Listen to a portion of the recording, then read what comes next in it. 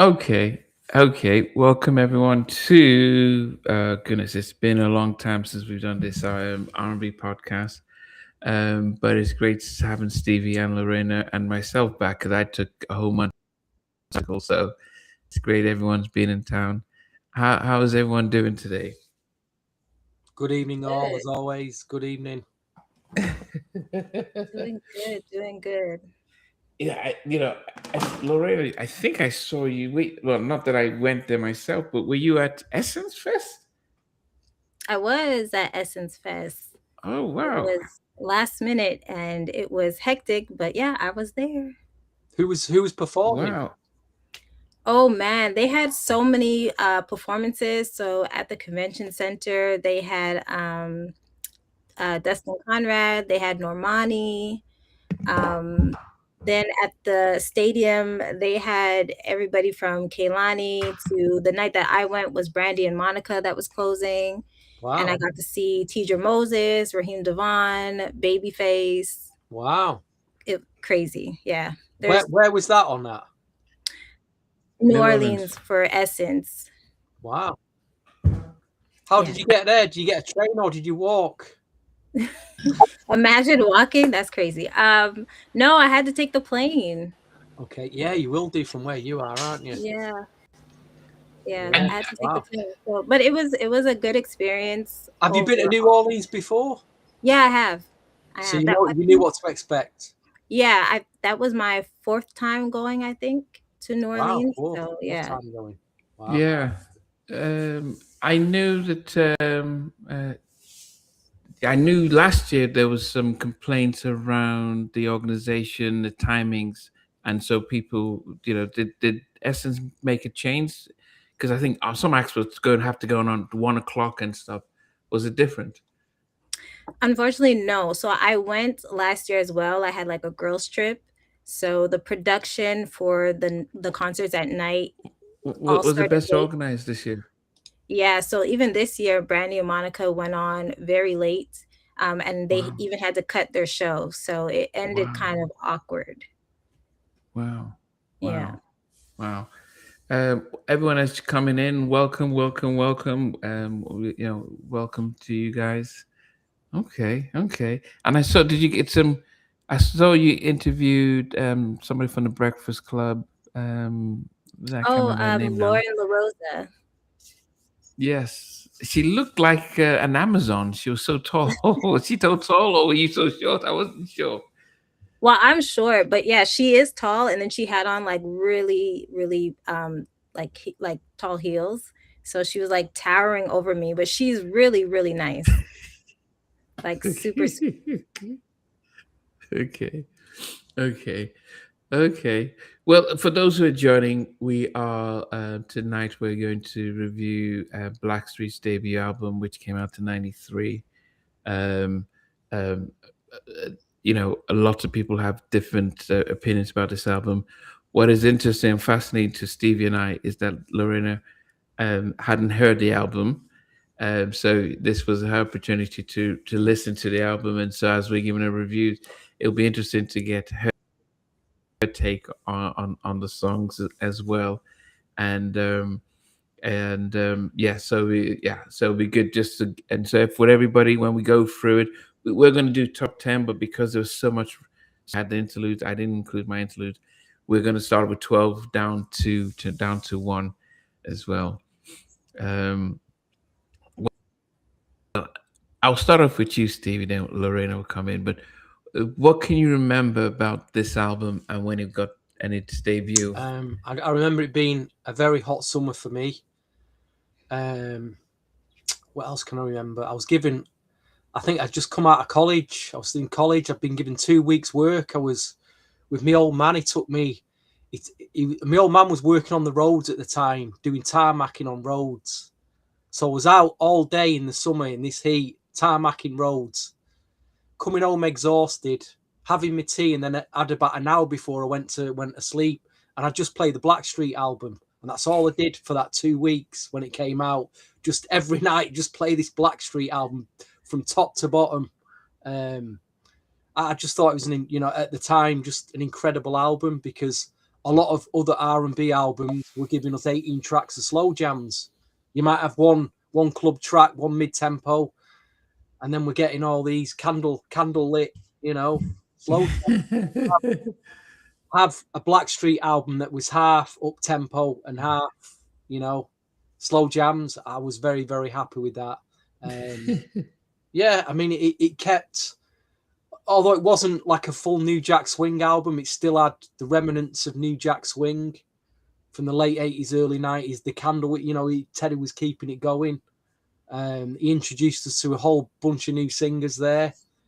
But, I think over time, over 30 years now, has it been 30 years? Yeah, 32, yeah. There's a lot of tracks that still stand up on it. A lot of the, a lot of the ballads stand up. So you could argue that some of the up-tempos are sounding a bit ropey now. Some of the lyrics you're like, ooh, but, it still stands up as, as an album in the 90s that you still need in your collection,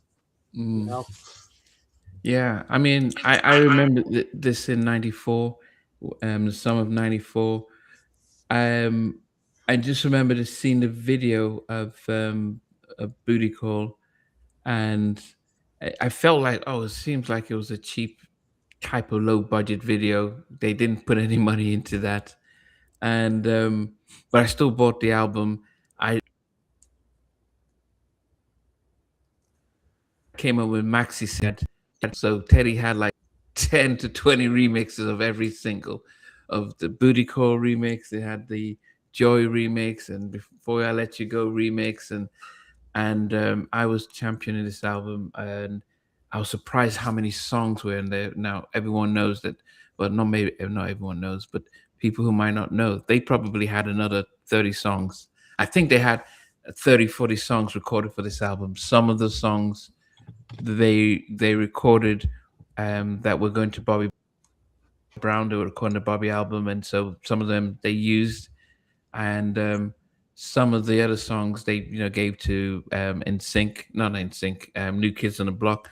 I mean, they just recorded so much and had different versions of the album, and but as I said, it was definitely an interesting album. I love the sound and the production, and I think to me it still remains my favorite Blackstreet album. Of all they've done 4 albums, this is still my favorite, and probably one of my top 10 albums. Do you know of all which times and album stuff. as well that had come out that weekend? I remember vividly having to choose one. Melvin Riley's Ghetto Love album. Yeah, Oh it was the wow! same. I didn't buy that one at the time. I just bought the Blackstreet one, and I think there was like people saying, "Oh, the Melvin Riley's too slow. There's too many ballads on it." Maybe one day we'll do that album because it does have its moments on it. But that was Melvin Riley there going a bit street. He got it kind of right for that year, keeping himself in the game. Okay. Okay, so Lorena, what about you? This is your first time listening to the album. What did you make of it? The album is really, really good. I did know actually a lot of the songs. I don't know if I knew them from back then or I heard them like throughout the years, but I was surprised when I like put it on and heard like the first track and I'm like, "Oh, wait, I know this song." Because I thought I only knew like 2 songs off of the album. But I knew quite a few of them. So I was like, okay, but there's a lot that of course I did not know, but I thought this album was really good. And I liked just like how Stevie said, it wasn't all slow jams. Like you had the up tempos and everything. So there was a mix. And you don't often get that on an R&B album. So I thought it was really well done. So I did really enjoy this. So for me too, it was kind of hard making a top 10. So that's why when you said 12, I was like, thank God. But I feel like it was hard putting them in order because I think the production was done like really well on this album. Wow. Who have we got in the chat tonight? We've got Jake. Jake's back from last week, who triggered everybody.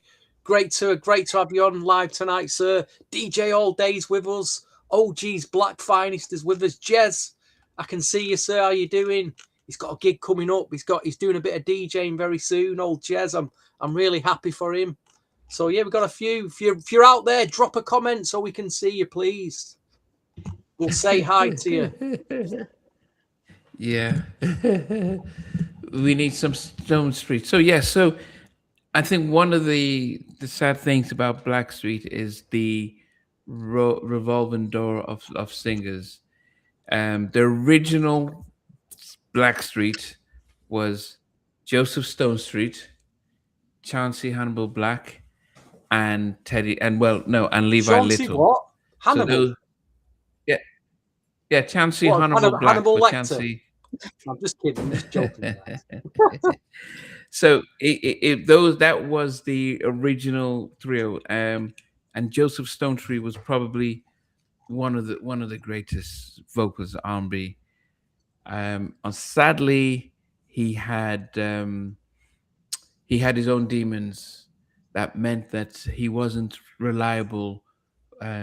After when he was singing perfect, I mean, they recorded the entire album with him, but when they were looking like they were need to go forward, he had his own demons, which then affected the reliability. So they had to make a decision, and the decision was to drop him and bring in Dave Hollister and re-record the songs.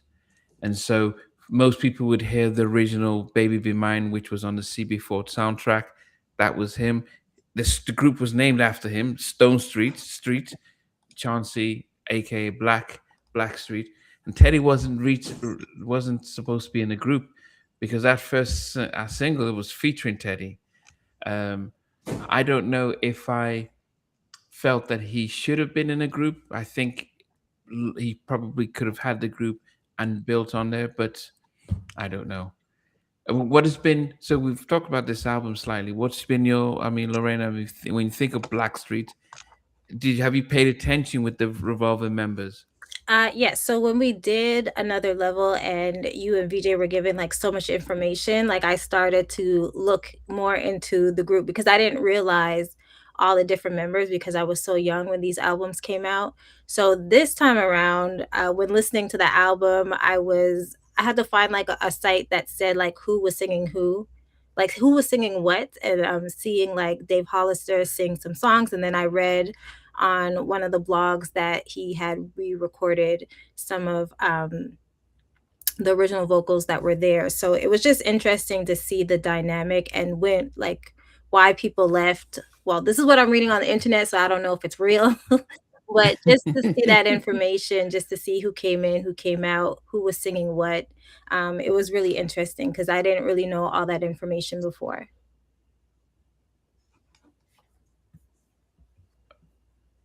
Namdi, you keep freezing Is on it? us. Good evening to Deu. I've just spotted you there. Also to Tonda Ray and Zay as well.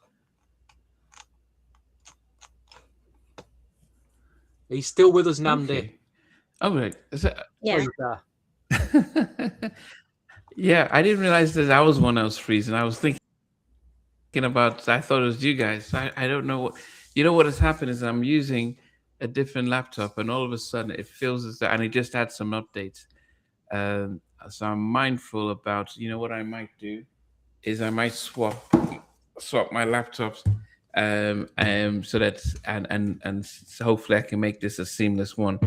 Um, but yeah, I was listening. I could hear everything you were saying, Lorena. But I think for us, I mean, I've interviewed Levi, um, and Eric Williams, and I haven't interviewed Dave Halstead, but I believe from most of the interviews, a lot of the issues was about money and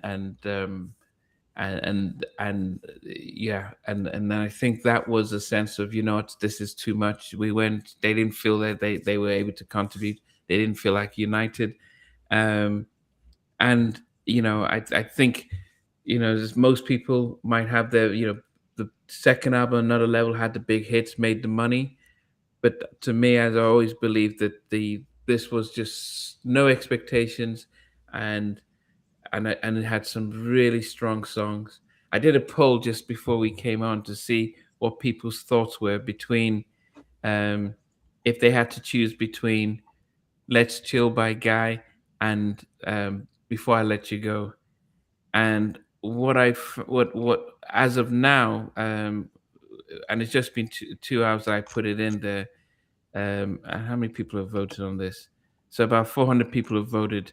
So it's about 55 to 45. Um, More people seem to prefer um, what that Let's Chill. But maybe it's just a generation of people who sang it and stuff. Anyway, hopefully I'm not frozen again. Ezekiel, welcome, welcome. I mean, Lorraine, when you did you rate Blackstreet just because of their second album, Another Level, or listening to this, have you does it change your impressions about the group? What do you mean change my impression about the group? Did you rate them better, more or less, based on the fact that this was their first album? Then now you've listened to the other subsequent albums. Oh, well, I really like this album. Like, of course, I'm more familiar with Another Level. So I did rate that. I feel like I rated that one high, but I really do enjoy this album. I think this, in my opinion, was the better album because after I did listen to it, I did compare the two just to see because it was a while that I had listened to Another Level. So this one was really great. But yeah, I think they're a group that has done a lot, but people don't always talk about Blackstreet a lot. They're not always in the conversation, which I think they should be. I mean, controversially, Yes. you Okay. could argue, or let's just put this out there: with each album after this, did they get progressively worse? See, I didn't listen to any album after. I mean, you know, the album after Another Level is still a good album. Still got some great tracks on it. Are we talking about So the final how many album? albums have they made? 4 albums, is it? Yeah. They made for each 4. one, They did it just drop down a level rather than go up a level? Did it progressively go down a level? I mean, Lorena, how many of the albums have you listened to? Only the first 2. Yeah. Only the first 2. Okay. So I would say, and you know, Stevie would have his opinion. I would say that the first was my favorite. I think then the second will come in second. I think the third album, they missed the mark. I think they had some nice stuff on the level 2, but I think by that time there was just so much that has passed. So I would go 1, 2, 3, 4. I think first album was my favorite, and I think I would go with them that they got worse afterwards. Do you think that was down to maybe, you know, the constant changes in members? It has to hurt, you know. People talk about in sports when you keep changing managers or changing players, and that has an impact. And there's a chemistry. There's definitely a chemistry. Do you think Finally's a better album than Level 2? That's up for debate, isn't it? I think I tried to make Finally appreciate Finally than Level. I barely remember Level 2. I mean, yeah, none of the songs were memorable. I know Deep was probably the only one that really, the Wizzy Wizza. It probably came out. It probably was. It probably came out. It probably was not for his time. But yeah, so much water under the bridge had passed that I don't think I appreciated them by that time. Yeah. Anyway, I'm going to do something quickly here. I'm going to swap. Oh, Ezekiel said Level 2 is better than Finally. Well, like I say, you said you've not heard them, have you, really? No, I'm just seeing what they're saying in the chat. New Orleans. Tell me about New Orleans, Lorraine. I've never been. It is super hot, but the food is amazing no matter where you go. So that is like my number one love is to go there and eat. So I love that. But going to Essence Fest is just fun. Like it's just there's music everywhere, so it's just a good time. So even like after leaving the convention center, if I don't go to the concerts at night, like even going down like the street to different bars and stuff, like there's live bands happening, there's music that's always going on. So I really enjoy the city. I like it. I'm going to Las Vegas in September. Ooh. Yes, I mean, I'll be honest. Considering all the places you could go to in America, it wouldn't be my first choice to go. Yeah. But it's a friend's wedding, Okay. so it should be pretty exciting. It's hot in September in Las Is it? Vegas. Is Yeah, it? it I wouldn't is. know. It's So I really better hot. take me old shorts then and t-shirt. Yeah. How It's did you? I mean, we're going off topic here. Composers. I was listening to that Composers album the other day. Oh, the colleagues. Colleagues. Sorry, that was it. The Colleagues, because it's got all Colleagues, the yeah. R&B artists on from like the 90s and 2000s. Tell them who's on that. Okay, so there is a producer. His name is KP. He goes by the Colleagues. He has a brand new album called Sincerely Yours, Songs in the Key of Love. And it's a compilation album with Raheem Devon, Case, Slim from 112, Joe Leone. A whole bunch of people are there, Vito. But it's such a great album. Like it's a real good R&B album centered around marriage and love. So it's And just super dope. he's pressed some copies up on vinyl as well, which was very excited to see. Yeah, so yeah, you could pre-order vinyl and CDs now too. So Yeah, it's go really and check cool. that album out. What is it? What they called the Colleagues. That's it. Yeah, the Colleagues. Colleagues. Thanks, Really good. Elena. Okay. Hopefully, I'm back and I'm not freezing. Yeah, you're back. You're back. Yeah, I had to swap out laptops and stuff. As soon as we were about to join, I saw updates needed, and I did that. And then, yeah, that was my old laptop, which I don't normally use to do this. Okay. So, for those who are just joining in, we are going to go through this. Just on 30th. We're going to go through the Blackstreet album. We're going to start from 12 down to 1 because on this album, as you might notice, it had some really amazing interludes, but I didn't include any of them in mine because it had 20 songs listed, six, I think four how many? I can't remember how many of them were interludes. I think there were six interludes or five interludes, and this was the time when CDs had just come out, so they were packing everything into that CD, so it made it hard to burn and copy if you didn't know how to just do it regularly. Um, so, Stevie, do you want to go through number 12 on your list? Yeah, if you want me to, I don't mind. I don't Yes. mind. I started off with one of the singles from the album, which Oh wow, has a heavy P-Funk influence from old George Clinton. I don't know if you can guess which one it is. Oh, yeah. it's I a think I booty know. call. There you go, number 12 for me. I don't know why I put it at number 12 because it's an up-tempo fun track. It's a booty call. Yeah, why is it number 12? I've no idea. It could be in the top 10. I think I That's how preferred hard the it felt to remixes play. of that song, though. I think I preferred the remixes. They had "Ain't No Fun Call Like a Booty Call," "It's a Booty Call." Ain't no. They had different mixes that I think were better than the album version, and that's what Teddy was doing. He'll do the album version, and he just does 5 or 10 different remixes, and then you're like, yeah. But I bought every maxi single that came with this album. I think this is the only album that I ever did that. Every single they brought in, I bought the maxi single. Okay, Lorena, what made your number 12? So my number 12 would be "Wanna Make Love," which is Oh, surprising because I like the slow songs, but there's just so many like really good songs on this album. So, but I still wanted it to make my like top 12, so it's in there, but it's at number 12. Which okay. one? Sorry.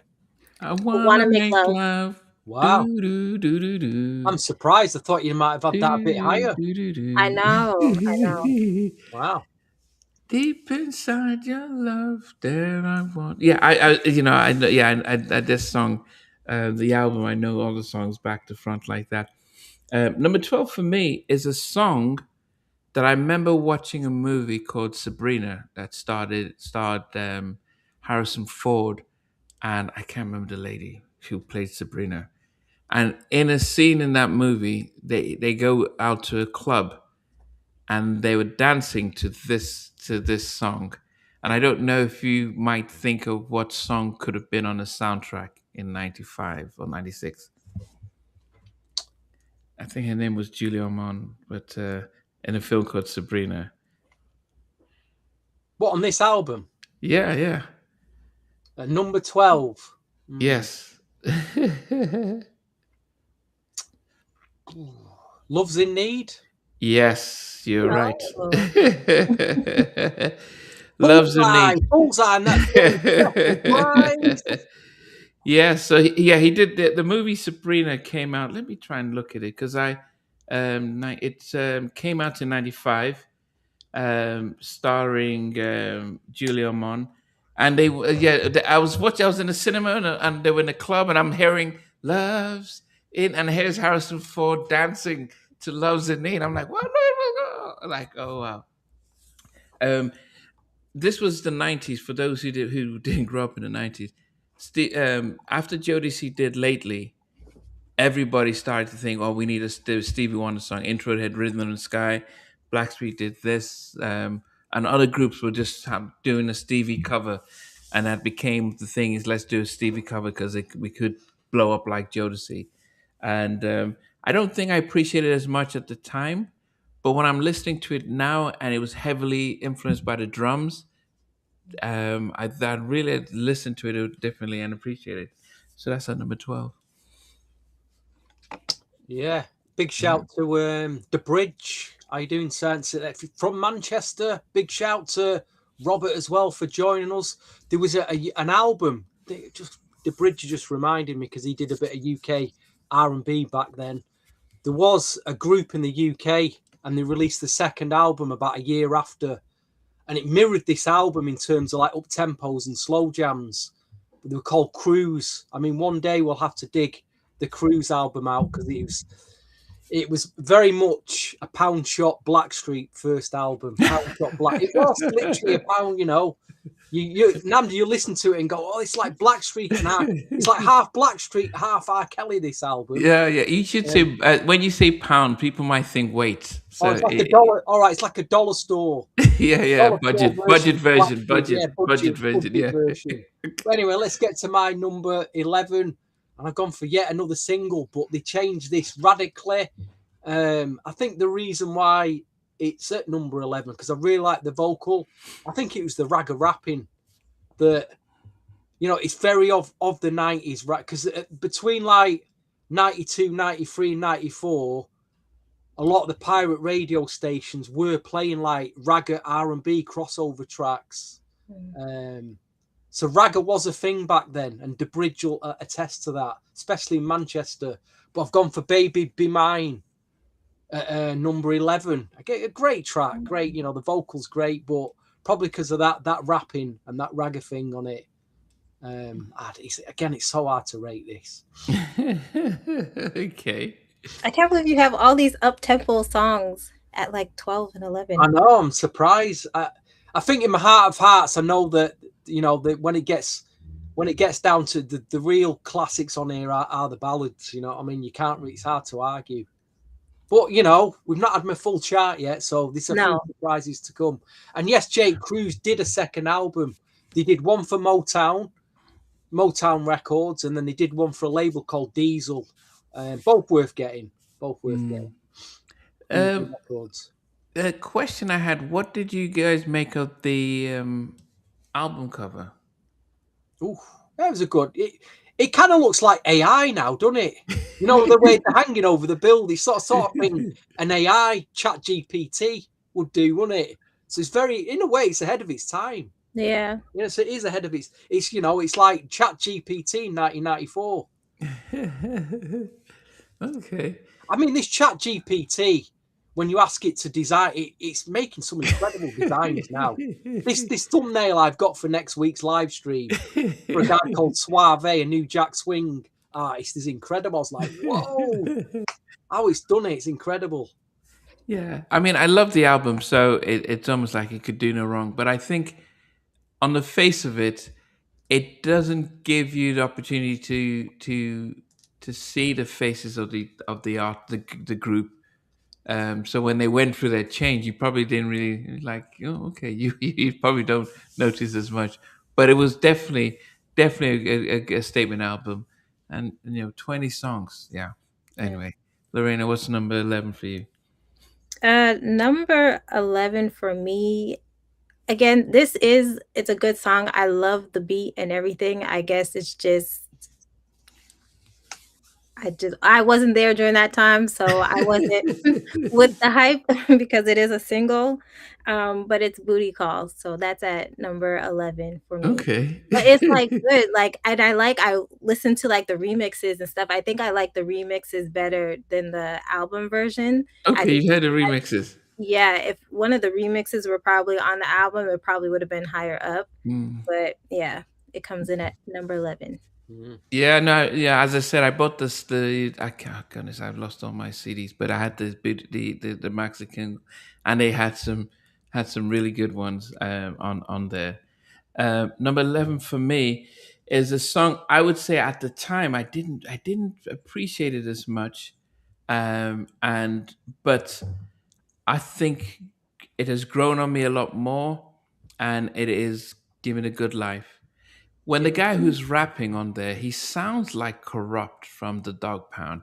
It sounds like a song that could have been, and I think for some of us, I was somewhat disappointed at the time that the first half of the album was heavily influenced by the G Funk, what was happening with Dre and Snoop, and I think there was a part of me that was concerned that Teddy moved away from his signature New Jack sound when he did this album, even when he did the Bobby album, and was like, "Oh, look what's happening!"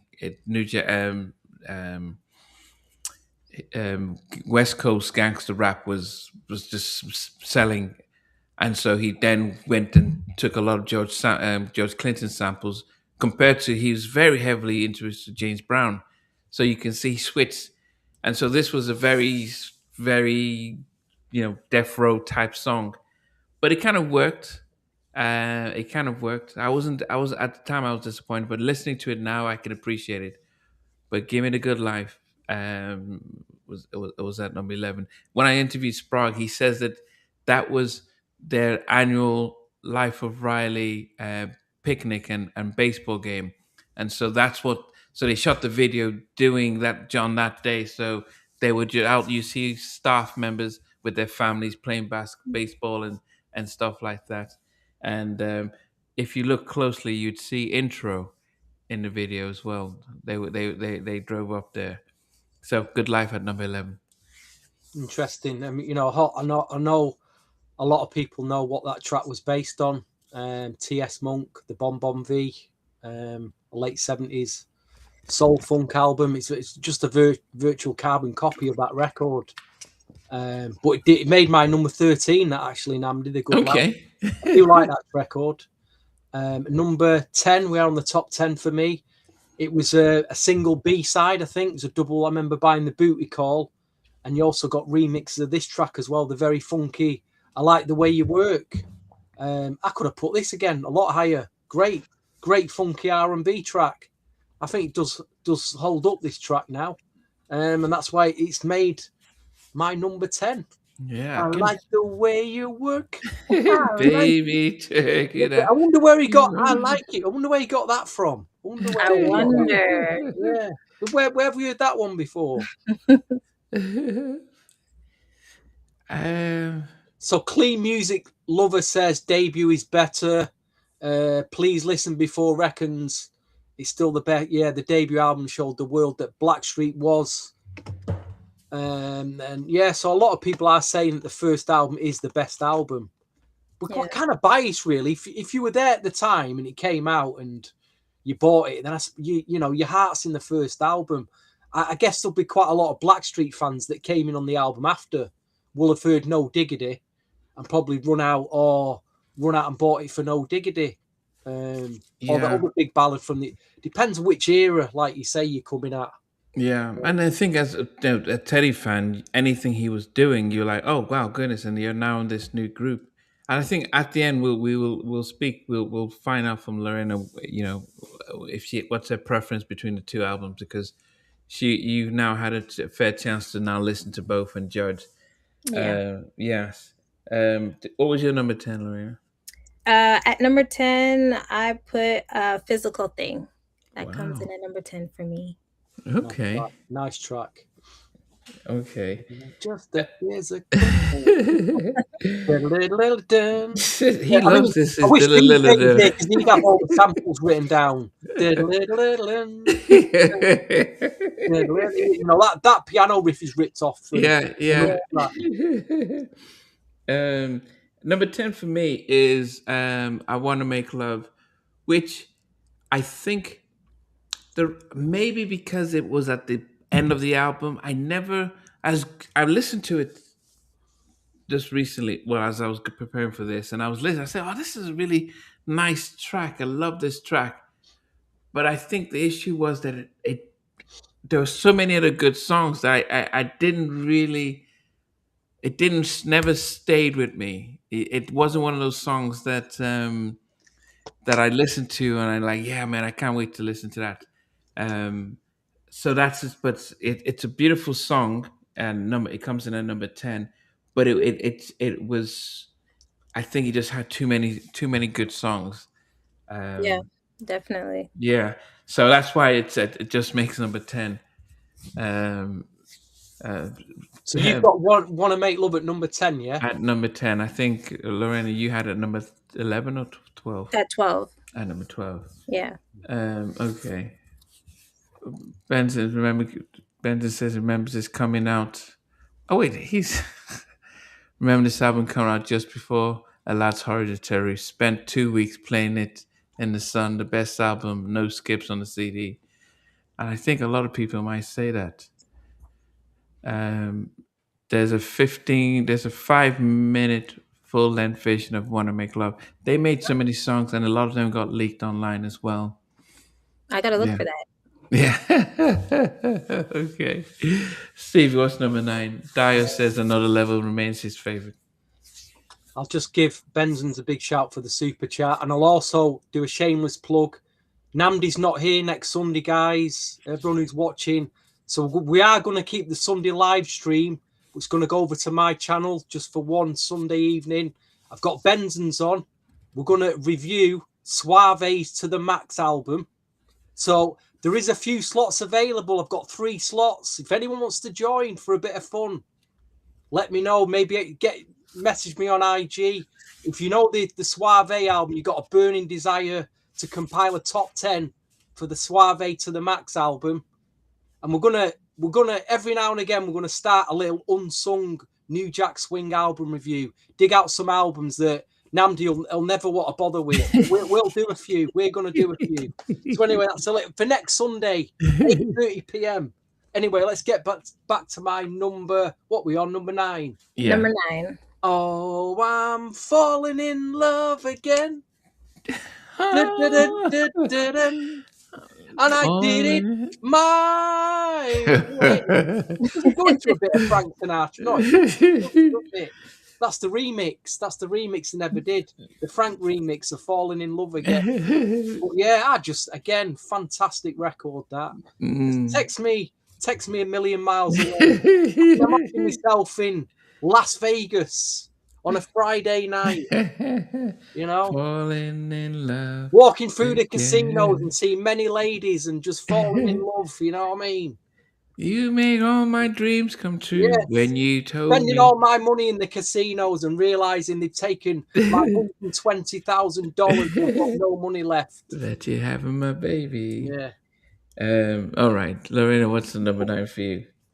Number 9 for me, I put Good Life. I really like that track. I found it was different than a lot of the other up-tempo tracks, but really good.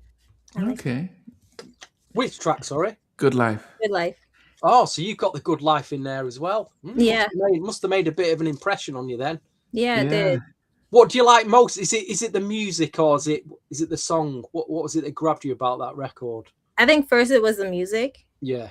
And then when I started to listen like over and over again to like put it in order, I just kept coming back to that track. So I really enjoyed it. Okay. This is an interesting comment. He says from in Sydney, the debut album made two of his friends R&B heads. I made another level was a step down from the debut, Mm. and yeah, some of us will agree with that. Yeah, But is that a good thing or a bad thing though? How many sophomore albums didn't quite live up to the first? And really, should we be happy that we got another album? Because most of the time, when these R&B artists only did one album, we always go, "If only they'd made a second album." Well, look what happens when they do make a second album. We all go, "It's not as good as the first." Can't win, really, can you? I think the fact that can't the really second win. album so did better meant that it could introduce more people to the first album. I think if you come out with another level and then you do this album, well, no, I think if the another level was the first album and then this became the second album that had all these other songs, um, I think this one was felt like a non-stressed album, like they could just be free, do their stuff, and just enjoy themselves. I think when another level blew up, I think that's it affected the work of finally. Let's get Janet and let's do a disco song, which was boyfriend girlfriend. It just yeah. So I don't know, but as I said, I appreciated that. All right, Lorena, what? Okay, was it Good Life? Sure. Yeah. Yeah. Yes. Yeah. So you had um, "Falling in Love Again," which Dave Hollister was the lead singer on that.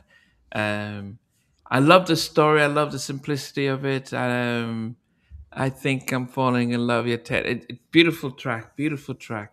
Um, but it had so many our songs and 20 songs and 15 songs with five interludes.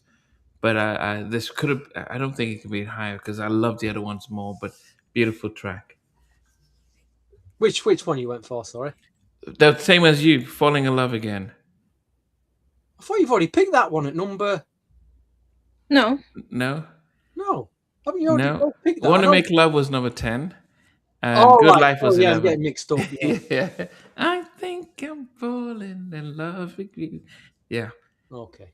Yeah. And that was David Hollister. Yeah. Okay.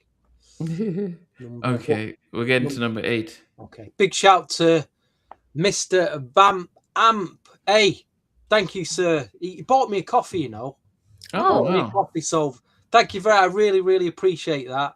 And you'll be the sponsor of my next vinyl search video, sir. Anyway, my number, what we on, number 8? It's a physical thing, baby. Diddle-diddle-diddle. That has grown on me so much over the years. That I really think that sounds really good now. That really has stood the test of time, that record. Yeah. I don't know why it's at number 8 though. Again, on another day, it could be number 1 on another day. It is one of my go-to tracks now, that record. Big shout to Dwayne. I don't know if we mentioned Dwayne. Dwayne says my wife and I went on our first date the day the first Blackstreet album came out. We went to buy it right after the movie we saw. Wow. Oh, I love that. That is memories. Wow. That is memories. Dwayne is responsible for the interlude that I have on my that I use. He has if you ever see the 15-second intro, wow. yeah, Dwayne did that. Yes. Okay, Lorena, what's number 8 for you? Number 8, I really enjoy this song, and it has like a interpolation of Earth, Wind, and Fire, which is "Giving You All My Lovin'." Which Earth, Wind, and Fire track is it now? I can't. I'm trying to get that on vinyl. That I've got it on CD, but I'm sure it's like a bonus. Yeah, it's Brazilian something. That's it. That's why I couldn't find it. Because Yeah. I'm sure it was on like an expanded version of the Spirit album. Someone in the comments correct me. Was it on that Spirit album as an expanded bonus edition? Because I'm like, I can't find this record. I want it on vinyl just for that sample. But that's a great record. What number did you have it on? Number 8. Shame on you. What? Yellow card. Yellow card for Lorena, please.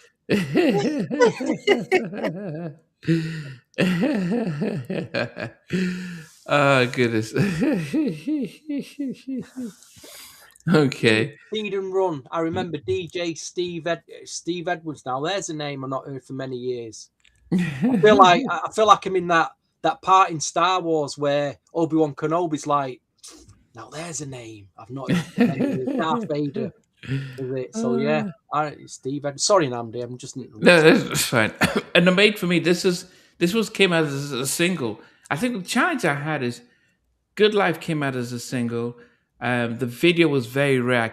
I didn't actually see the video until somebody posted on Facebook about during lockdown. So that's the first time I saw that. This single too, the no, I did see the video. That's the other one that I didn't see the video, and it's I Like the Way You Work. Big Bob was in the video, baby. But again, if you watch the video, it is very much copying sort of a West Coast kind of vibe. You know, the house party. It felt like they were almost emulating what was happening on the West Coast kind of vibe. Um, but yeah, definitely, yeah, lovely song. I love the rap. Was Butter in that one? Not a Butter. Yeah, I Yeah. think Not a Butter did the rap. So I didn't realize Not a Butter was he's been around since the '80s with Rex and Effect. I just thought that he just came newly with this album. Um, Kill said in an interview that he had a falling out with MCA and they didn't keep him. They didn't let him appear on this album, but his brother is rapping on um, "Baby Be Mine" remix on the album. But yeah, I Like the Way You Work is at number 8. You're doing all this name dropping tonight, Namdi. You still haven't interviewed Big Bub. Why have you not interviewed Big Bub, Namdi? Well, Why won't yeah, you come on halftime chat? yeah, Big yeah. Bub, where are you, sir? Where are you? Where are you? Where are Yes. you, sir?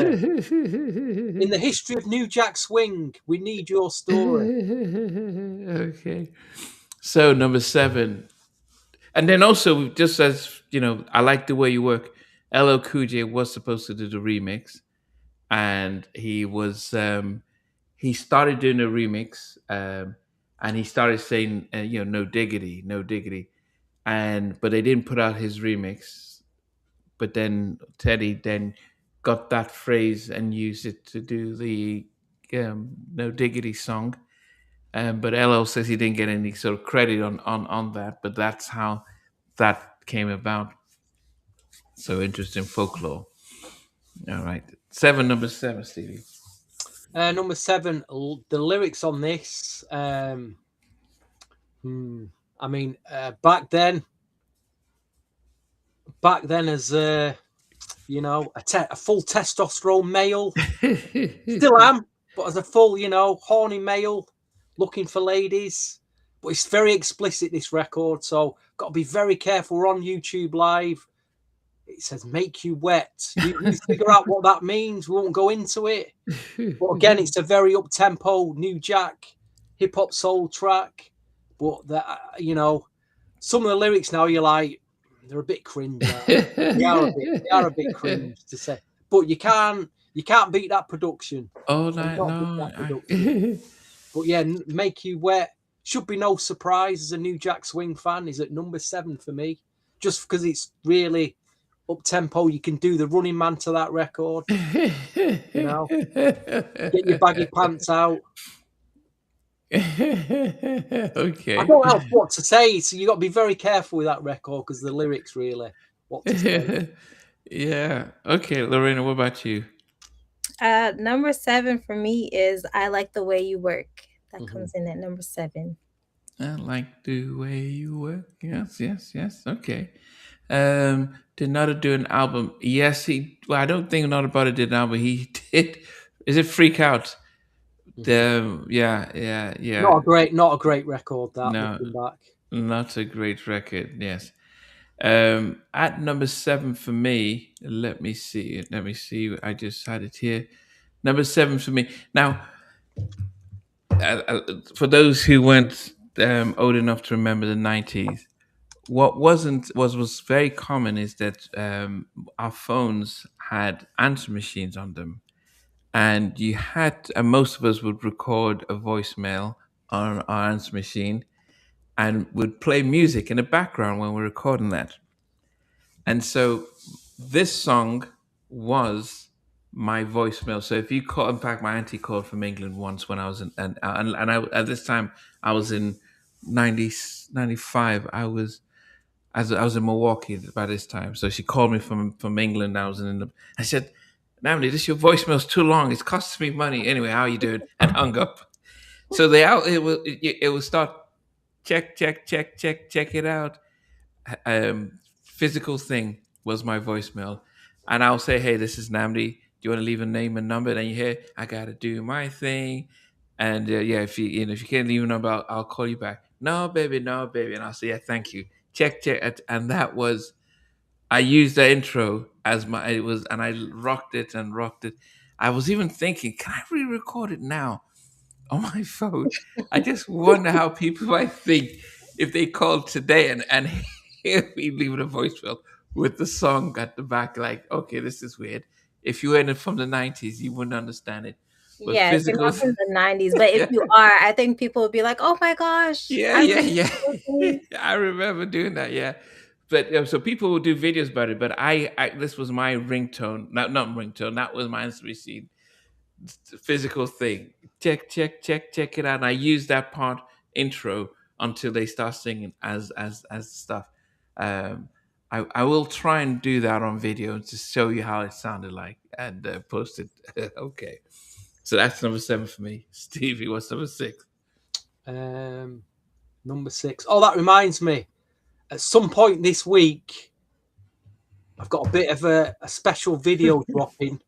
One of my YouTube subscribers, I won't say the person's name, left me a message saying that they were in HMV Records on Friday in Manchester, hoping that they'd see me, because I'm normally in there buying records on a Friday looking for new releases.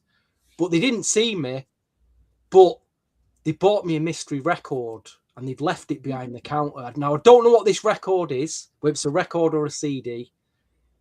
So I'm going to go to HMV tomorrow, film it, and see what this person's left me. And he's told me that if I don't like it, I can exchange it for something else because there's a receipt in the bag. So we'll all anticipate this mystery record. I'll film it all, put it on YouTube just for a bit of fun. The mystery HMV record. So It wouldn't surprise me. thanks for, you know who you are done that, and I really, really, really appreciate you going out and buying me a record. Yes. Who No, does that's that? cool. Yeah, it's cool. Just- when I found out, I nearly shed a tear. I actually nearly shed a tear. But yeah, anyway, what number are we on? What number? I think it's David Foster's greatest hit, so It that could would be. be. It could be. You could have put a call in, Namdi. Get him that great David Foster's greatest hits. Number 6. Number 6. Oh my gosh, we've got a big one here. How dare I put this at number 6? For most of you, this should be in my top 5. In fact, I'm gonna make an executive quick decision here and change it. I'm gonna change it. I can't have that at number 6. So I'm gonna put, because yeah, I can see why now. You two have already mentioned it, and I think it should be. It's still a great record, but maybe it shouldn't be in the top 5. So I'm going to move it one place up. I'm going to go for "Wanna Make Love" at number 5. That's number 6. We're down number 6. No, number 6. Sorry, yeah, number 6. "Wanna Make Love." I've just made a quick. I made a quick decision there because there's no way I could put that big record at number 6. I can't. Okay. Too big. Okay. Jake has said might have had a Motorola flip. You know, I can't remember what phone I might have had in the 90s, but this was a home phone, Jake. So this was I was in college. I don't think no, I don't no, I don't think I had a mobile phone when I was in college. No, at university. So this was my ring, my my my dorm room phone and stuff. But yes, how many times did you record?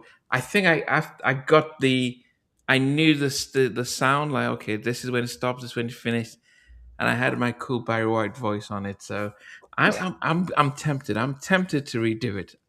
I'm tempted to redo it. I told Chauncey, and he found that funny, but that was my song. Anyway, I Lorena, feel like you should do it. I am going I'm to. here I'm try. for it. I'm gonna try and see if I can do it. I'm gonna try and do it. Anyway, Lorena, what's But I also want to say it's true. It was done on home phones because I know on our house phone too, we had that as well. Like my older sister would record. Are So you serious? yeah, so I always think back, I'm like, I wonder what like doctor offices thought when they called all these houses and they heard all these different songs being played. Thing, man. I don't. Yeah. Did it happen in the UK, Stevie? Namdi, what phone did you have? Is this a landline with a thing or an actual Yeah, home? yeah. It's a landline. Yeah, it was a How did landline. you figure out how to do that? No, no, no. Because So on you had an answering machine then? the answer machine is on the phone. You know, it sounds so Matt, only outdated now.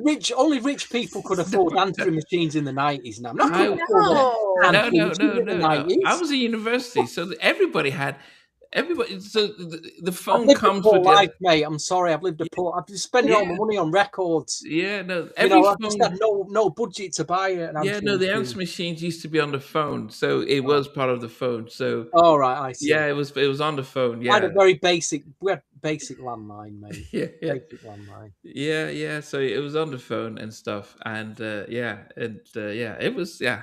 You had to do it, but that stayed for a long time. I don't even know why it stopped. Maybe when I graduated, and the song, yeah. Anyway, Lorena, go ahead. Number six. Number 6 for me is I think both of you guys already said this song, "Falling in Love Again." That's Mm, what I have in number 6. okay. What a great record. Really good. I'm liking everyone's what they put in on their voicemails. Hey, hey, hey by Della Soul. Yeah, that works. That definitely works. I don't know. You could Jake, you could put a Genet request line. That could go on there. I don't know what this song is. PIB. I don't know. I'm not That sure. might be an idea for a future podcast, Namdi. Your top 10 ringtone songs. What songs? Your top 10 ringtones? UK was behind the towns. Of course, he is ahead of everything when it comes to ring phone voicemails and stuff like Yeah. that. Listen, my money was either going on the Blackstreet album or a Melvin. I couldn't afford buying these records. It was taking all my money. Yeah, goodness. Number six for me. I used to really love. I had a vision of what the music video could have been like, and I thought this would have been one of their classiest music videos. And it was a male version of En Vogue's "Giving Him Something He Can Feel," and it was "Happy Home." I mean, it is such an amazing song. Make me a happy home I can come running to.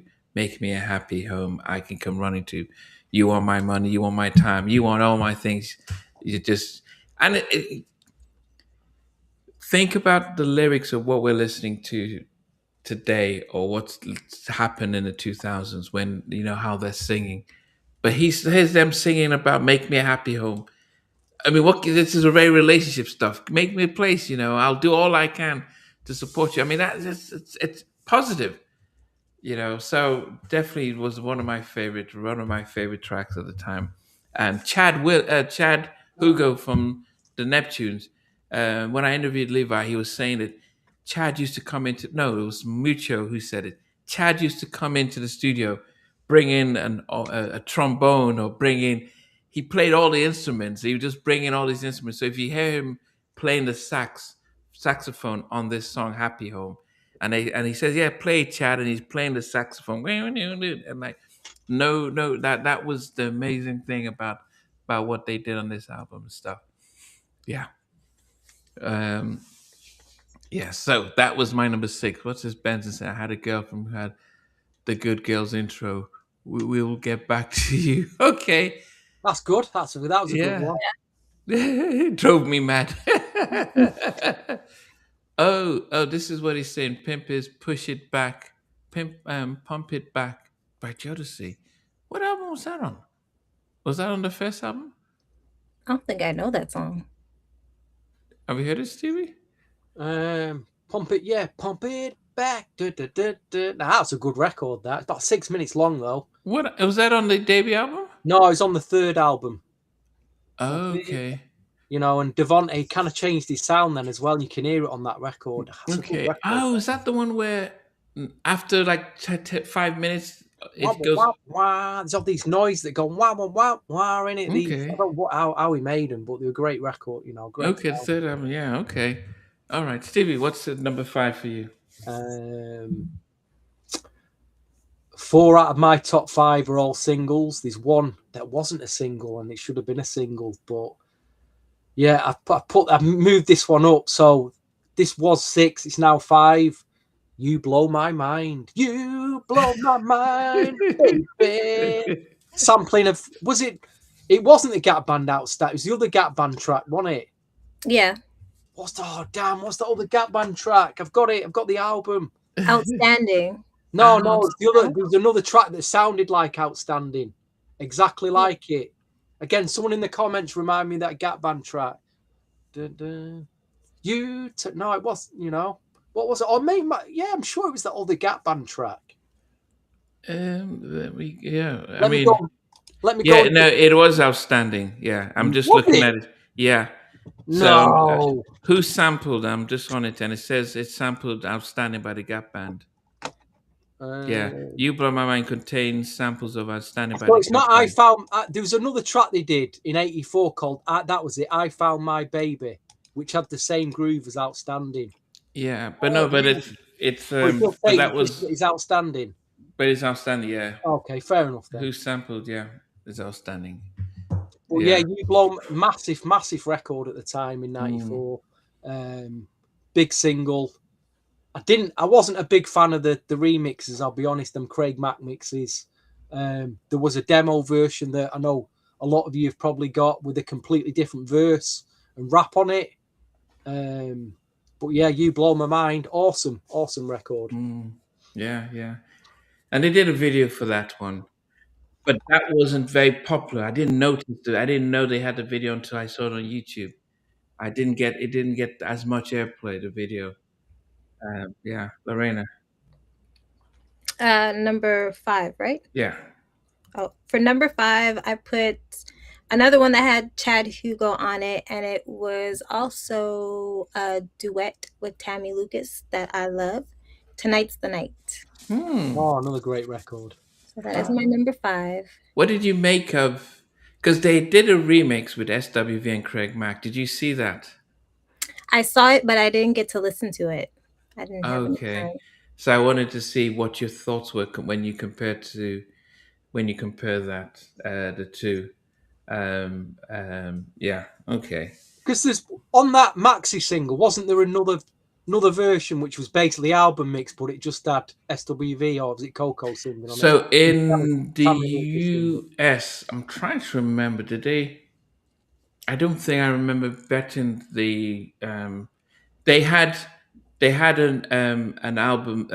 They had a re-recording of, and they replaced Tammy with Coco on the single, and then the video they did the different version with Craig Mack and SWV.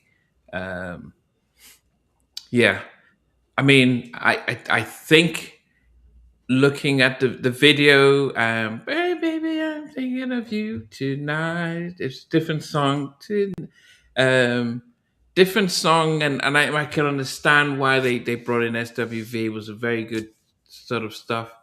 But I think for some of us who were big Tammy Lucas fans and were really excited seeing her name on the single and loved the track, I think it was a disappointment, but I think this on reflection, I can understand why they went SWV because they were a bigger group, more established, and using them to push Blackstreet made sense at the time.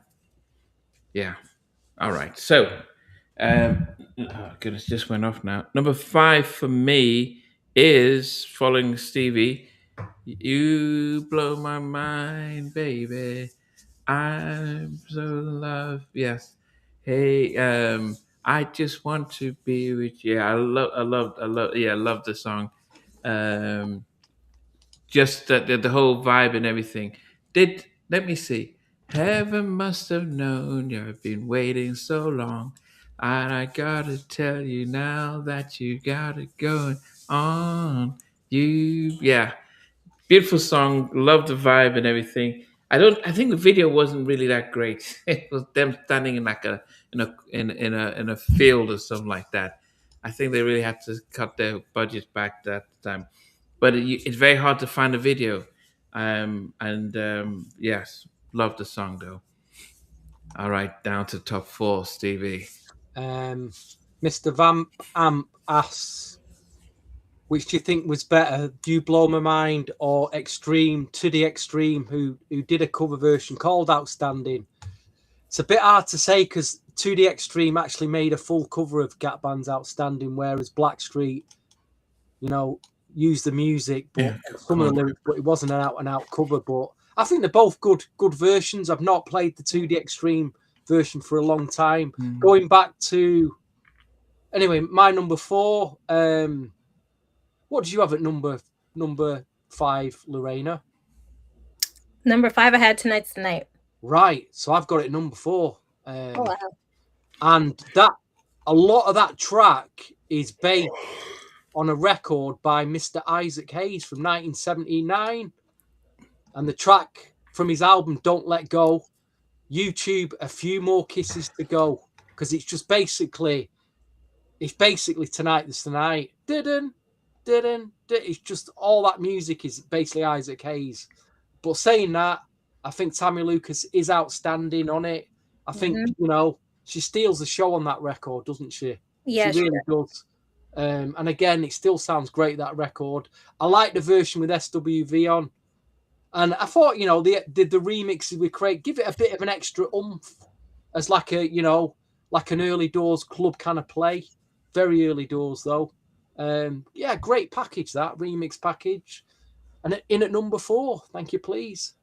Yeah, so they said the Tonight's the Night sampled a few more kisses to go by Isaac Hayes and Summer Madness by Kool and the Gang. Yeah, probably sampled that as well. Yeah. Summer Madness. Yeah.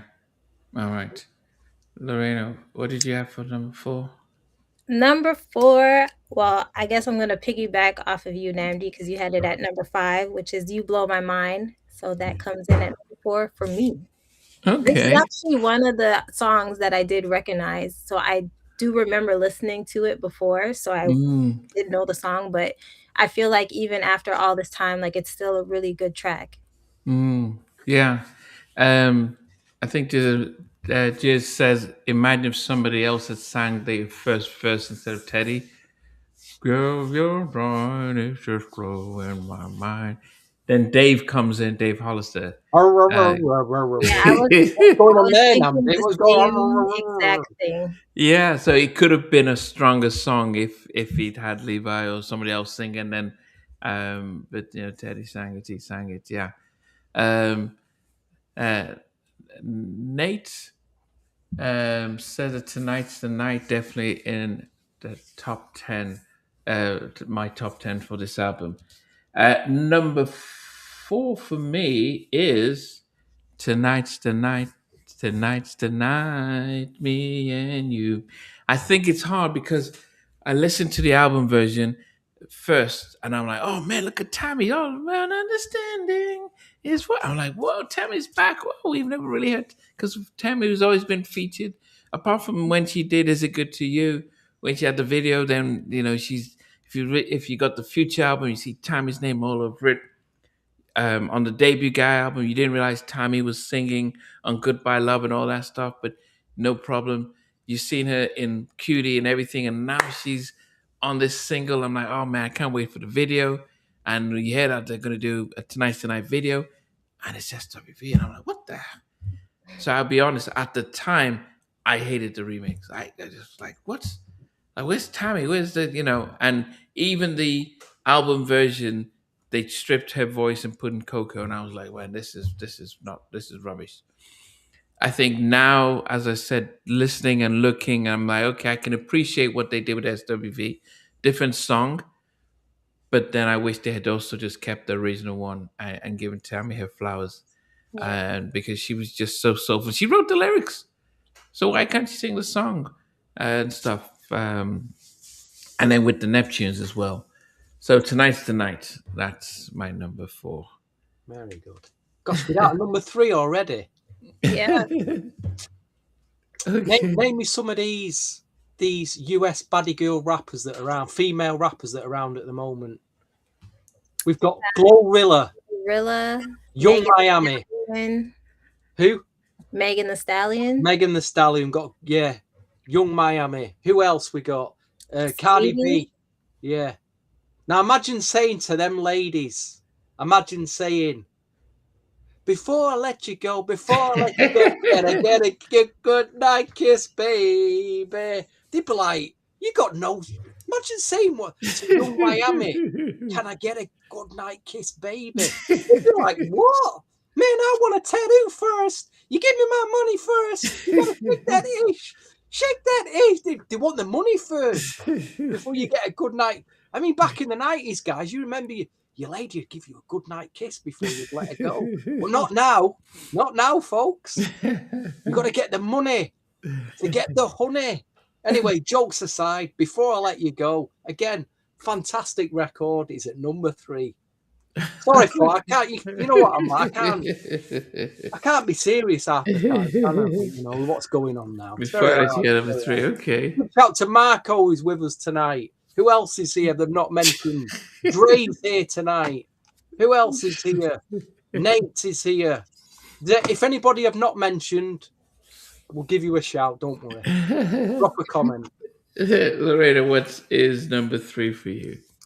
Number 3, I actually watched the video for this, and I actually like that version of it than the one on the album, because the one on the album has like a rap verse in it, and I just feel like it threw it off a little bit. But it's a Baby Be Mine. Ooh, I'm surprised you got it that high. Yeah, wow. I feel like it's a really good song, and honestly, you even like the rap, wasn't it too aggressive for you? Yeah, it threw off the song, so I like the video version better, but it also just reminded me of a Guy track also. Fair enough, yeah. It reminded you of a what? Guy. Oh, okay. Yeah, that was the beat, and it was. It's got it has like a heavy New Jack Guy feel to it. Yeah. Oh, I thought you said the song reminded you of a guy. Oh no, it's a guy. Okay. I'm like, okay, wow, okay. No. Okay. I was like, oh, guy. Oh, okay. Yeah. I was like, we're keeping it Miley. And I kept quiet, like, wow, okay, Lorena's getting real today, but that's just cool. Like, just cool. Okay. No. Okay. I seen somewhere they said there was a phrase that says dinosaurs eat kids for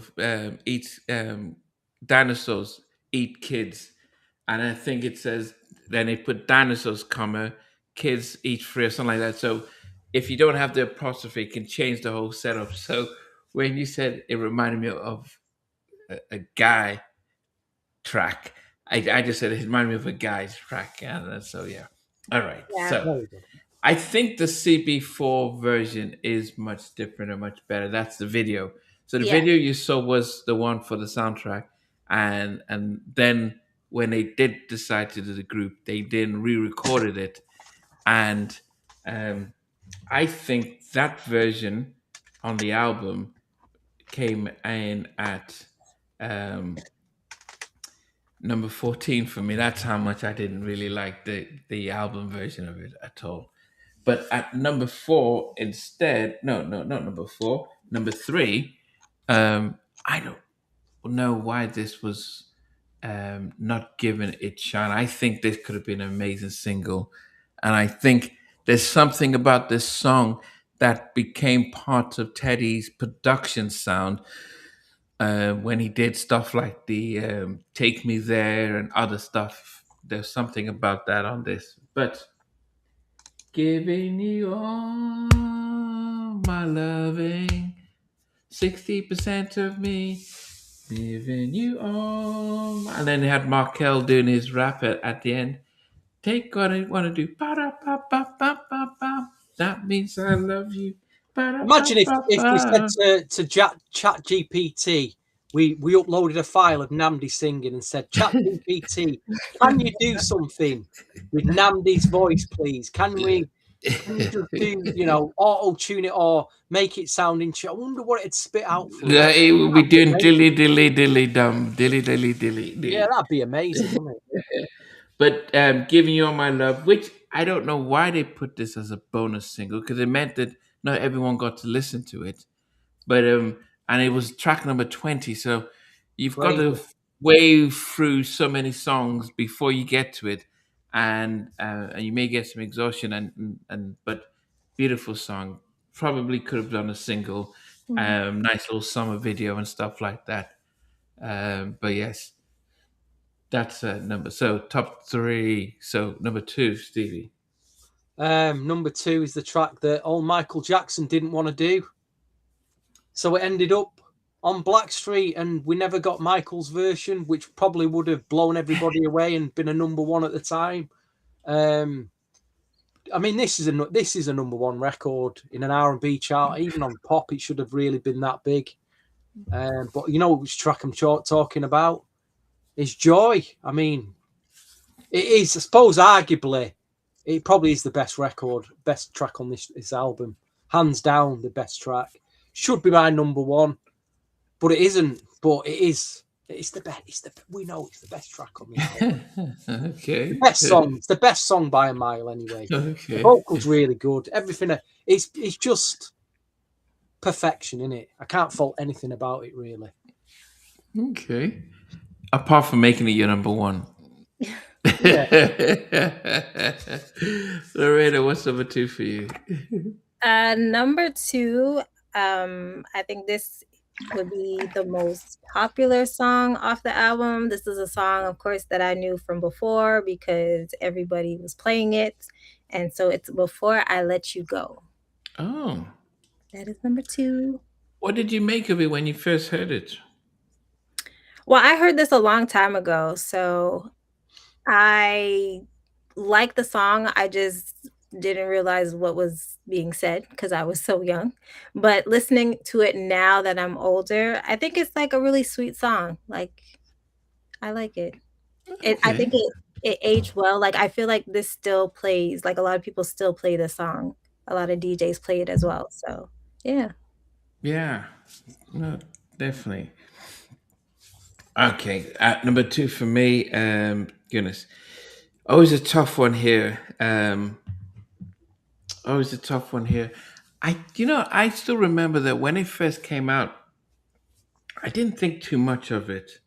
Um, and it definitely grew on me because it wasn't the second single or third single, or it could have been the fourth single.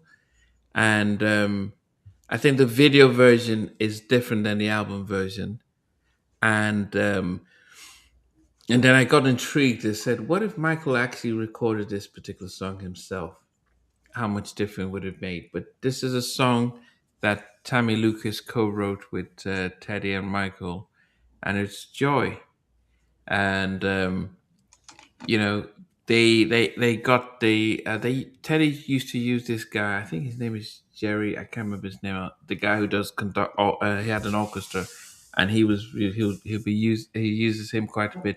But it feels like a proper record, um, not just a put together type of like R&B album filler. This felt like a proper record, And for Levi, he always felt that this was his song. You know, when a group have hit records, and the person who sang the lead in there, that's their that's their pension, because they can always go sing that song, and of course the idea is always to have so many of these kind of big songs, and but that was Levi's song, so he everywhere he goes he can just sing Joy, and you know and no one can sing it. Well, Mark Middleton has sang it, but Levi is the man. So at number two is Joy. Ooh, number two for you as well. Wow. Yes. So, do you want to, Stevie, go from number? Well, do you want to start any honorable mentions as you go from I'll 12 start. to one? I'll just read my top 15 out. Obviously, Okay. I got "Hey Love, Keep It Real" at number 15. Number 14, Okay. I had "Love's in Need." Number 13, I had "Good Life." Number 12, I had "Booty Call." Number 11, "Baby Be Mine." Number 10, "I Like the Way You Work." Number 9, "Falling in Love Again." Number 8, "Physical Thing." Number 7, "Make You Wet." Number 6, "You Blow My Mind." Number 5, "Wanna Make Love." Number 4, "Tonight's the Night."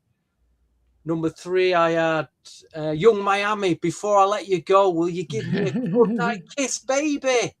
Number 2, I had "Joy." And number 1, it's always been probably my favourite cut on the album. Hearing it a lot on radio and in the clubs. Ba-da-ba-ba-ba-ba-ba. Ba-da-ba-ba-ba. Ba-da-ba-ba. Giving you all my love. Sing it with a bit of passion, Namdi. Giving you all my love. That's Yeah, always they're been asking for a duet. that's always been my favourite track on the album. Always been incredible. Why it was never a single, I'll never know. And I need that Earth and Wind and Fire track on vinyl now. Well, the fact that they put it as a bonus single, almost like if you had the vinyl or the tape, you're not going to get it, is a travesty. And the next time we kind of heard that sound was on the Men of Vision album. You know, Men of Vision had that kind of swing, late 90s, well, 97 swing R&B sound, but giving you all my love. Oh, immense. Oh, what a great track. And Lorena, I did. What number did you have it at, Lorena? Which one? Giving you all my loving. I had it at number 8. Oh no, no, Lorena, no. You need to go home and do some homework. I'll give you some homework to do to correct your mistake. You know, Go so back and do it again. When I prepare for this, I put them on. I listened to the whole album, then I put them in a playlist, and I moved them around. And for a good 2 days, that was number one. But then, as we came into the final week, it shifted and moved down 2 places. But Lorena, what is your? You can go 15 to 1. Oh, I didn't put 15. I did the 12. So that's fine. Yeah. So 12, I Want to Make Love. 11, Booty Call. 10, Physical Thing. 9, Good Life. 8, Giving You All My Loving. 7, I Like the Way You Work. 6, Falling in Love Again. 5, Tonight Tonight. 4, You Blow My Mind. 3, Baby Be Mine. I like the CB4 version. Just putting that out there. Number 2, Before I Let You Go. And number 1 is a song I also knew before listening to the whole album. It's one of my favorite songs from Blackstreet, and that is Joy at number 1. Wow. We can't really argue with that. Can't argue with that. Okay. Could you imagine Michael singing that? Because he co-wrote it. He was supposed to be on the Dangerous album. Yeah, no, I could see Michael singing it. And actually somebody put in the chat, I don't know who it is because I can't find it right now, but they said that I guess maybe there's like a demo that Michael Jackson did of the song. I don't know, because Levi said that when Michael recorded, the version that he had was a very more of an up-tempo version. She's giving me joy, joy, joy. It was more like a dance, joy. It was supposed to be more of a dance. And then when they got the song, Levi then said, well, let's slow it down. And he played a piano after the guitar, and they brought it into the version that they have there. So I wondered if people would just, because there's so many AIs that would get the song and say create a song with Michael Jackson singing Joy and say this is it. But Levi said that it was a lot more up tempo and stuff compared to the version they had. Okay. But I'm such a Michael fan, so I think either or. Like I would want to hear it either way if he recorded it the version that we hear today, or if it was different, it was more up tempo. I would be curious to see how it sounded. But I think either way, Yeah. it would be good. I think the song that he probably should have kept was Someone Put Your Hand Out, which was recorded for the Dangerous album and should have been on there as well. But That'd anyway, have been an amazing addition, that record. yeah, would you imagine if he kept Joy and then he got rid of what was this song? Okay, anyway, Heal the World and yeah. Anyway, number 15 for me. I didn't do the interludes. They had some really good interludes. Benson's and Michael Jackson expert is saying the demo on YouTube is not Michael singing; it's an impersonator. What? These Michael Jackson impersonators? There's actually Michael Jackson impersonators out there. Wow. Anyway, at number 15, "Make You Wet." I actually didn't like the song. In fact, I kept it at number 15 as I couldn't go any lower. I've just never liked the track, so I'd skip it and stuff. 14 was "Baby Be Mine," so it's also a song like, yeah, I prefer the original, and so if the original was there, I would have rated it higher. Um, 13, "Booty Call." Love the remix versions compared to the album version, and at that's number 13. Then number 12 was "Love's a Need." 11 is Good Life. 10 is "Wanna Make Love." Number 9 is "Falling in Love Again." Number 8, "I Like the Way You Work." 7 is "Physical Thing." 6 is "Happy Home." 5 is "You Blow My Mind." Number 4 is "Tonight's the Night." Number 3 is "Giving You All My Loving." Number 2 is "Joy." And "Before I Let You Go," man, that's a signature song right there. I mean, they had Omar Epps, and they had the girl from Coming to America in the video. They had the guys like on a singing on the street corner. Such a classy video. Yes, the and it was such a beautiful track that really made an impact. Very long title. They could have called the song "Before I Let You Go," but they wanted the whole full thing. Is before okay. Some places is "Before I Let You Go," and some places "Can I Get a Kiss Tonight." Um, but I think that was just such a classic track, and I did want people to decide. I mean, if you both were to vote, "Let's Chill" and "Before I Let You Go," which would you prefer? Ooh. Wow. I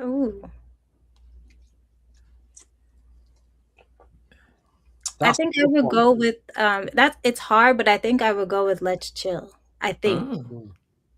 Let's chill. I like the video to Let's Chill. I really love that video. Yeah. You know, the bit But where that girl gets the dress caught in the door in the hotel. I like that scene in it. okay, Yeah, okay. it's always stuck with me that scene in the scene. Oh yeah, when and Aaron's he say, "Yeah, let me help you out," and his girl shows up at the Yeah, it's time just and a stuff. nice bit of a nice scene. You know what I mean? It's just romantic, bombastic scene in the movie in the video. Okay. And when they're all sat in that, they're sat in that like big room, which looks like I don't know what kind of room, but I just like the. It feels like it was set in autumn as well. It's just got a nice look to it. Yeah. Okay. So you prefer "Let's Chill" to "Before I Let You Go"? Only just. okay. Okay. Yeah. And Okay. how do you rate this album both out of 10? Lorena. This is a very strong album. I would say 9. Okay. Yeah. Wow. It's a 9.9 and a half for me. Oh, come on, guys. It's a 10. It's a 10 every day. I What's wrong said with you? it's no. If he had taken off, Even Scrooge, make it. even Scrooge is giving out more gifts at the moment at Christmas to If you. Make You Wet wasn't on it, that's the only track that I do skip. If it wasn't on it, it would have been a Which 10 out of 10. which track do you skip? Make You Wet. Well, the only track I skip is that one you mentioned that sounded like David Foster. Which one is that? Happy Home. Oh my Oh, gosh. Uh, Oh my no. god. Da-na-na-na-na. You see, Da-na-na-na-na. Oh, hey, nowadays, beautiful please. song. Oh, see, Dark Child. So this is Ronnie Dark Child. Blackstreet is better production and another level, and was better songwriting. I completely agree. It Wow. sounds so much different, so much better, and yeah, sonically, it felt. When you listen, as Rodney was saying, it sounded like it was real musicians in the studio. And what I didn't like about Another Level, it just felt programmed, and so I don't warm to it as much. But yes, no humble opinion. I mean, Dark Child definitely. So yes, I mean, Lorena, you've listened to both albums. mhm. I did. So like at first when we did Another Level, like that's the album that I was introduced to Blackstreet on. So that album, I remember it. I remember my friends listening to it in school and stuff like that, making up dances to different songs. But listening to this album, I do now prefer this album. I really, Oh, yeah. So this has Wow. Wow. replaced Revelation there. Another Level for me. A revelation okay, there. okay. You prefer this one. Yeah, I do. Cause I know you and VJ were like, "You're gonna like this album, you have to listen to it." Like, you guys are, like, diehard fans, so I was like, "Okay, I gotta listen to this album." But I was so used to Another Level, but I was like, "No, this album's really good." So, Yeah. It thank just you for sound that. it just sound, when I listen to this album, I listen to the Bobby album. I feel like because they recorded around the same time, it feels just sounds so much richer and stuff. Um, but I think, yeah, I think Another Level had the hits and brought new fans to Blackstreet. But I think for me, there's something just a bit innocence about this album. And so, I never used to get people who used to love bands that they're not big major bands, um, and they weren't big major bands, and instead they just like, yeah, this is just for us. I think this debut album is for people who love Teddy's first stuff, and yeah, and appreciate the songs. So Rodney was saying the debut album felt like it was sonically compatible to Teddy's production on the Bobby album. That's the way that's the way love goes on it. So you can see. I mean, I guess they were all recording just around the same time. Um, yeah, that's why I said, if I was to give you guys my top five albums, it is the Keep Swear Make It Last Forever Bobby album, then it's the Blackstreet album. I think, yeah, I don't know what comes in. I think those are the top three actually, and it's just the production wise and stuff like that. Hmm. Yes. Um, you went with Joy. Was it a song that you said you'd heard before it first came out? Yeah, well, I don't know. Guys, I was 7, I don't know when I heard it exactly.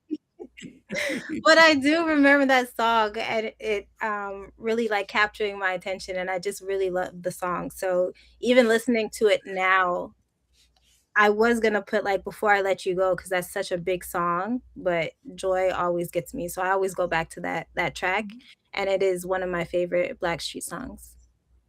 Okay, yes, had to be because Joseph Strontier was a big part of the Bobby project.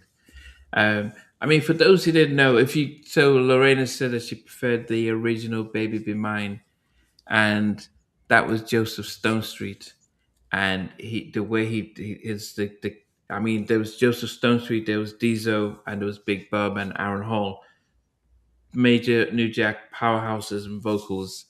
And when I've asked people like Tammy and Levi and Sprague, out of all of those four that I mentioned, who do they think had with best vocally?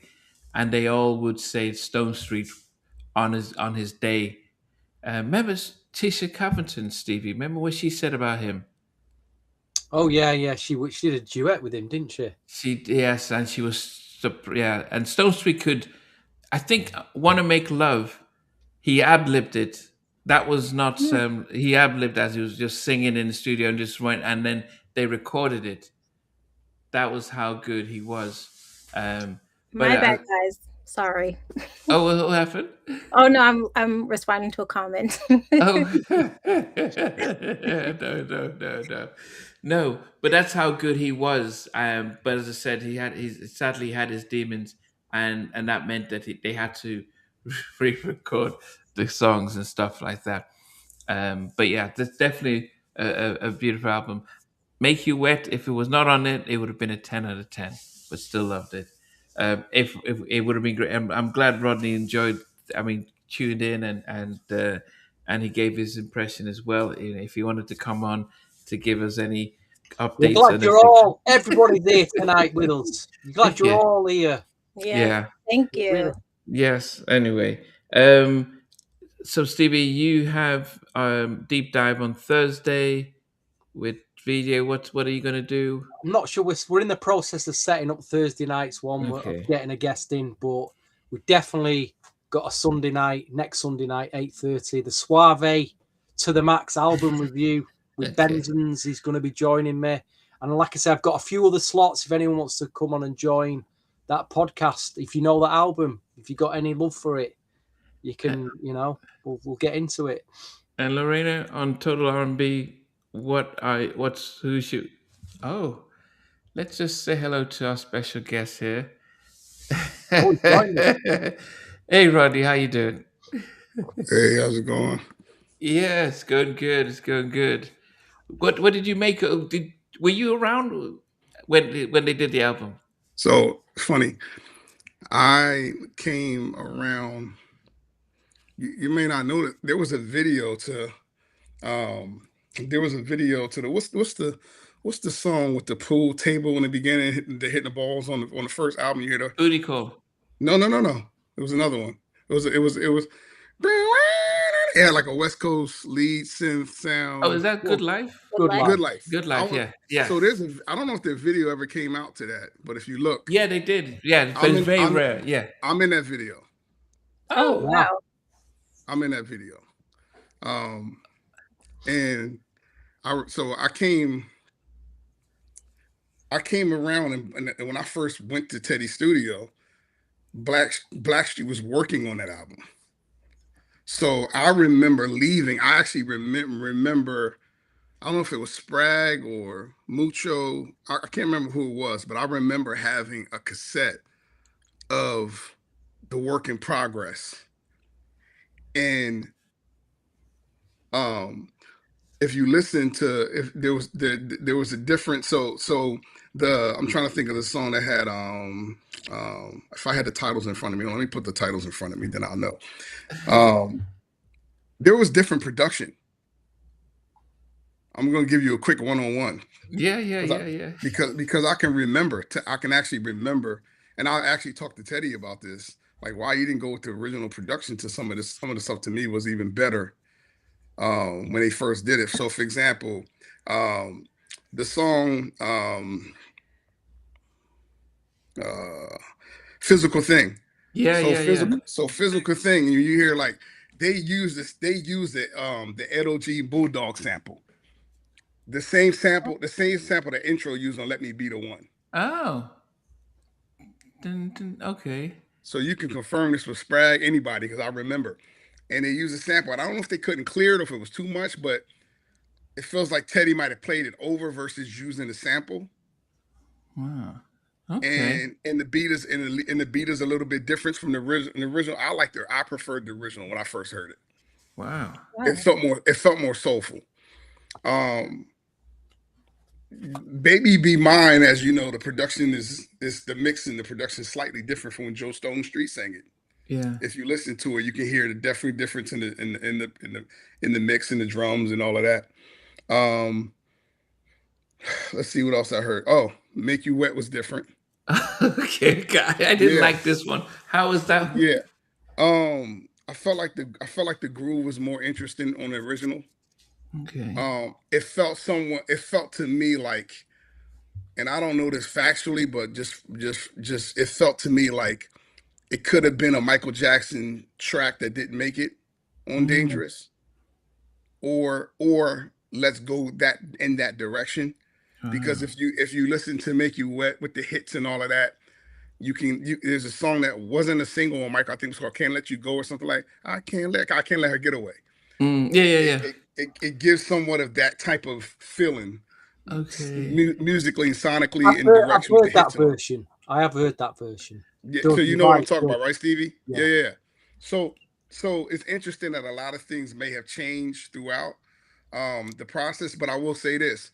Um because I also knew Joe Stone Street. Yeah. So he was from Philly, and so Street was a big part of, like, even if you listen to if you look was it Make Me a Happy Home? The Yeah. version that I heard of Happy Home was Street, Joe Stone Oh, Street. wow. Yeah.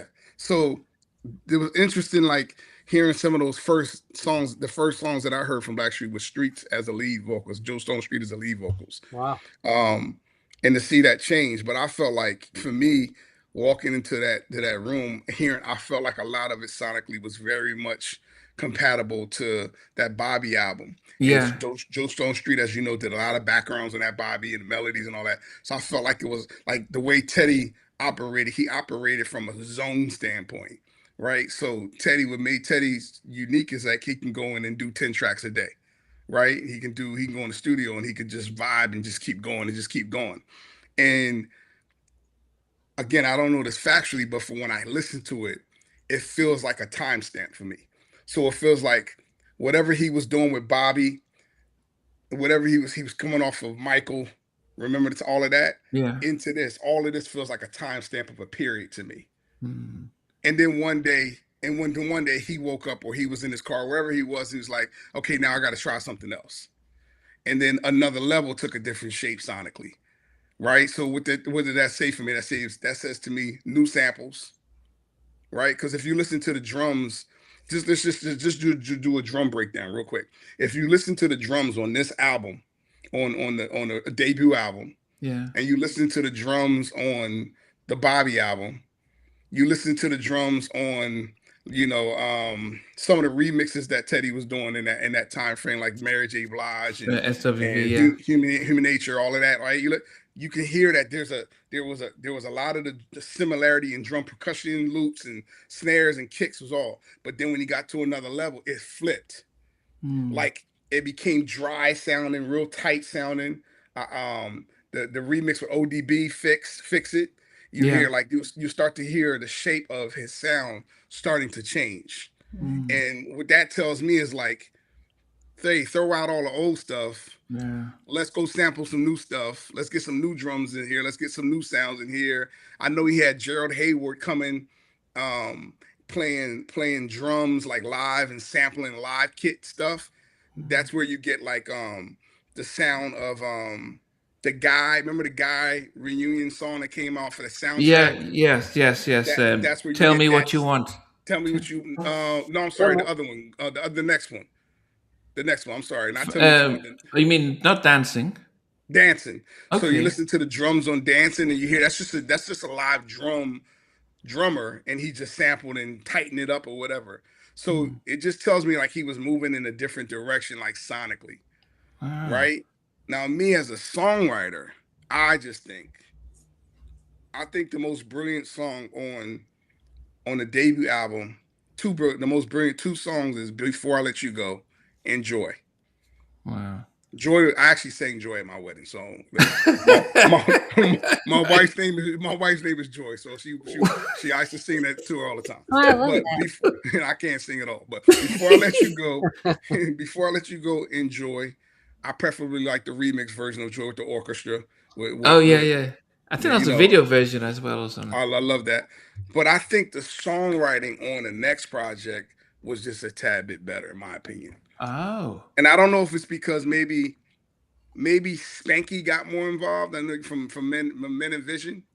Mm. I would have to do it. I would have to do a deep dive, but I was around it, so I remember like seeing different people coming in and out. But I just think that on the second album, like the one with the bum bum bum bum bum, bum the one they use that, it's just a better song, right? Yeah. It's just it just feels like Don't leave I me. feel Yeah. like when I'm walking, I feel like if I'm going somewhere right now, I would hear that song first before any song from the first album. Yeah, yeah, yeah. Don't leave me. I think that crossed over as well as No Diggity. Yeah, yeah, right. Like the songwriting to me was just a little bit like elevated. Yeah. Like Was this not the time? Because when Men of Vision, when they were doing Do Things and stuff, because that was when you were there. Was that album just before Another Level or after Another Level? Because I it's know you funny. were. It's funny. I didn't work with I didn't work on. I worked with. I was in the studio when Teddy was doing "Tell Me What You Want." When he was doing that, "Tell Me What You Want, Baby" for Guy. Yeah. I was in the studio when they were doing that. He was in the Hit Factory in New York recording that, and he had me in another room working on physical. I'm sorry, whatever song Do I did Things on. or thing? No, not Do Things. The other one on Men of Vision. The first song I ever did with Men of Vision. Um, it's on their album though. It was Yeah. on that one. Yeah, yeah. Instant Love. Instant Love. So Yeah, yeah. he had me working on that upstairs while he was doing the Guy song downstairs in the same session, same day. Who was in the studio with Guy at the time? Was all three of them there? This is what you're talking about. Tell me what you like. Yeah, Aaron, Damien. Because they've never ever spoke about that record ever. I know it was. I was there. I was literally there when they were doing. Andre Harrell was in the room. Yeah, it was pretty interesting. And the funny thing is, Teddy, he had the whole studio kind of working on like one half of the studio was working on Men of Visions finishing their album, and he was finishing the single for Guy, and he was working on a tour. So he had all the musicians in the A room working on the Blackstreet tour. The Blackstreet tour. So they were doing all three things at once. And by the way, he was also in New York working on trying to do music for Michael. For that never happened. That would have been on I believe the History album. Yeah, the History album. That's a lot of work. It's a lot of work. Yeah, all of that happened right at the Hit Factory. I was with him in New York. So I remember you mentioned that you guys were in Virginia, and he says you guys all went down, and he told you about we're going to work on Michael, and that was that week. Wow. And it wasn't, I feel like I mean, he was working on Michael, Men of Vision, Blackstreet tour, and the Guy song. Wow. Yeah, it was intense, but yeah. But for yourself though, how was Joseph Stones? Because most of us, as I said, Levi said about that he vocally, and Sprague said vocally, but seeing him, how would you rate how he was vocally? And I love all those guys. Don't get me wrong, but Joe Stone Street was the one. Wow, was the one. Wow. Was the one. Ask anybody. Was the one. Ask anybody. Ask Teddy. Ask all of those guys. And Mucho, Sprague. Ask anybody. Joe Stone Street just had bad habits. Yeah. And because of his bad habits, he couldn't shake. It just never panned out for him musically. Wow. But he was a beast. I mean, this guy was different. This guy had a little bit of everybody wrapped into him at one, like Stevie, Charlie, Aaron, all of them in one. Like he had all of that in one. My goodness. Yeah, he was bad. I would love if somebody could find like all of those demos and all the songs that we're talking about that he sang so you can hear him. Wow. Yeah. What a difference. Benson asked this question. Ronnie, please talk about Rampage demo with Michael. Who's Rampage? Oh man. You know what? I get torn sometimes because I go back and I listen to the demos and different things. I recently listened to. It's funny. I recently was listening to a phone conversation that Michael and I had, and I was playing a track I did with Privacy. I had just finished it. And I was playing it for him over the phone. His first hearing was over the phone, and I was and just hearing his excitement and all that. And it's funny, we were talking about Blackstreet. Blackstreet had just came out with the song with Janet and Ja Rule. And Boyfriend, girlfriend. so Michael and I were talking about that, and we're talking about the song we're trying to get Busta Rhymes on Privacy, like all this stuff on this conversation. And it's funny because Michael said on this conversation, he said, "You're killing it." He said something like, "You're killing it. Keep going. You're on a rampage." And I believe now that I heard that conversation, the Rampage song that we worked on came from me hearing him say that. Oh. I probably, knowing me, I don't know this again. I don't like to say something that's not factual, but so I can't say it factually, but I believe in my heart of hearts, hearing him say that, I probably took a mental note because Michael loved one word titles. And I probably took a mental note and was like, I probably said Rampage and wrote that down real quick after the phone call. And it was like, yo, we got to do a song called Rampage. And like, what I'll say I was torn about was, as most people know, I think this might be the 25th anniversary of Invincible coming soon. So I've been like kind of torn, like, do I want to, do like a deep dive on some of the music that was created and also talk about some of the unreleased music that we were working on, for some of the demo stuff that we were working on in that time frame. Because I did tease the Rampage intro on my Instagram one time, like, I don't know, maybe 2 or 3 years ago. That's probably this person's talking about it. Well, that was it. Like, I didn't play any of it, but everybody's been asking me to like play more of it. I mean, if you could go back and do that album again, what would I do? Yeah. What would I do differently? Yeah, if knowing what you know now, if Michael called you up and says, "Okay, Rodney, we're going to do Invincible," knowing what would have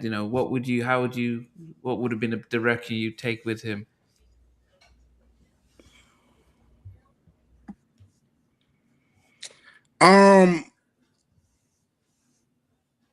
I mean, it's hard to say because you really don't know. I think for me, it's like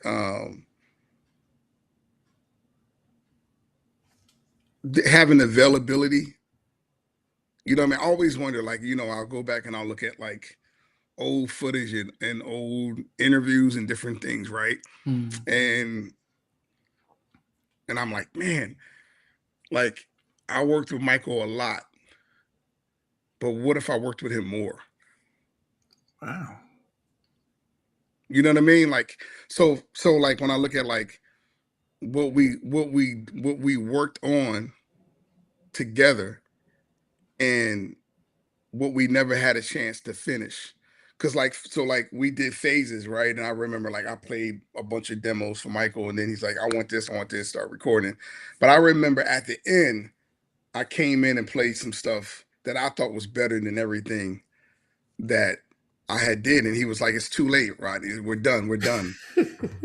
We're done. We got to stop. We got to turn this in. We're done. And I go back and I'm like, man, like if it would have been another year, which would have been a long time, right? Yeah. But if it would have been another, then what could have really came out of that? Another thing, like, I felt like, you're not who you are when you're 40, you're not who you are when you're 21 and 22, 23, right? Like, I would believe that, again, I don't know this factually, but I would believe like Michael in the studio at 21 probably was like in the studio every single day. Yeah. Just recording and recording. We were recording in spurts. So like he might come in for a week and then he might be in Paris for a month. You know what I mean? We're still working, but that's the process was a lot it was a lot different than I believe it would have been when he's working on Off the Wall or Thriller. Like I believe like he's just like he's not moving out. He's like in the room, whether he's there with Quincy or not, he's like in the studio every single day till he gets done. And I just think as you get older and get more successful, more people are calling for you. I gotta go do this over here, go make this $1 million over here, go do this and make this million over here. And everybody's pulling at you. So we have to kind of like that's why I was able to do Full Moon at the same time. So I had to kind of shift a little bit and be like, okay, well, while you're finishing some things up with, let's say, Diane Warren or Teddy, whoever it is, I gotta Mm. still do my thing over here and let me start working with Brandy on Full Moon. So that's the only thing I think if we had to do if it would have been differently, just like man, if I could have had like what would have been if it was just a consistent every single day. Yeah. You know what I mean? Like where it's like when you hear the stories like, yo, we recorded 100 records, like that type of work. You know what I mean? I believe that, in his younger years, 20, he probably was doing that. He probably was like, mom, at Havenhurst and Westlake, he probably was just like a machine nonstop. Yeah, but when you think about working with Whitney, or when you did with Mary or Tony and or Destiny Child, I felt like you had you controlled how the sound.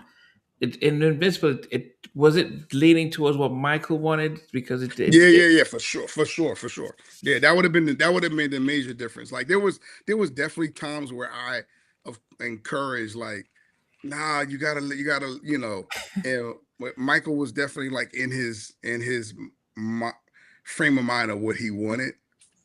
You know what I mean? Like there was stuff that I still feel like, to this day, demos and things that I thought was way better than what we did, in my Mm, opinion. You know what I mean? Just because when I go back and listen to something, I'm like, man, that was killing that song. Like, why, you know what I mean? Why he didn't do that one? You know what I mean? Like yeah. crazy stuff. But I think like yeah, I just think that, it was also, it was a little different. Like when I was working on those names you mentioned, like I was just telling my son this the other day. I was like, we didn't have time to like try to figure things out, right? You get the call and it's like, hey, we need a single for Whitney. We need a single for Destiny's Child. We need a single for Jennifer. We need a single for Tony Brack. It wasn't like, oh, we're doing a whole album and we're doing five, Yeah. six, 7 songs. It was like, no, we just need a single. And we going. So our mindset is like, we got to come in and go like this right out the park. Where the Michael thing was a process over 2.5 years. Wow. Yeah, it was over 2.5 years. Because remember, I started that Michael album. I was the first person to go in the studio with him to start that project.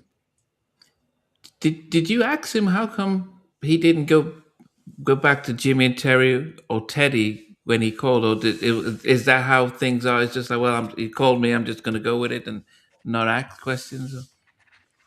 I wasn't concerned about anybody else, I'll be honest. Yeah, I wasn't concerned about anybody else. But you got to remember, Teddy was on that project. Teddy was on like at least 2 to 3 records. But it felt like he came in later after you guys started, and so it wasn't like with Dangerous where that was Teddy first of history where he got Jimmy and Terry to start it off and become the if Yeah, I'm not. I mean, I'm not sure I'm not sure what his mindset. I never asked him that. I'm not sure what his mindset was on anything. I just know, like, I don't even know that he was starting an album. I just know I had a writing session with him that was so organic, where it was like I'm at Carol Bear Sager's house. hmm, I sit on the piano and I start playing some chords, which end up being It's Not Worth It on Brandy's Full Moon album, by the way. But I just start playing some chords and he starts doing some melodies. And then he asks me would I stay and work on, you know, start working with him on his projects. Absolutely, 100%. So I wasn't concerned about anybody else. I wasn't thinking about nothing else. In fact, I would listen, and sometimes he would come. I didn't even really care to hear what anybody else was doing. Like the when he would play me other things, I was like, yeah, okay. but then because even with Brandy, those albums, how long did they take compared to Invincible? Were they like 2 years, or would you knock them out quickly? Quick. quick because I think it was like because I think well again it was like we had Brandy every day. The only time we didn't have Brandy is when she had to shoot something, you know what I Okay. mean? But pretty much every day, 10 a.m. to 7 p.m. we got her in the studio. So it was just like it's different when it's a consistency like that. But then what about the level? Because it feels as though you could talk to Whitney or Brandy or Tony and like, let's try this, let's give it again. And they're like, okay, well, I'll trust you.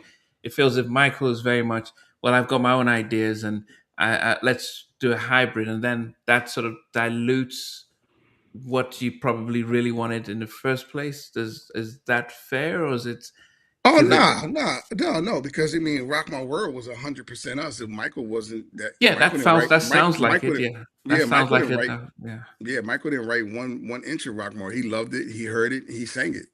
You know what I mean?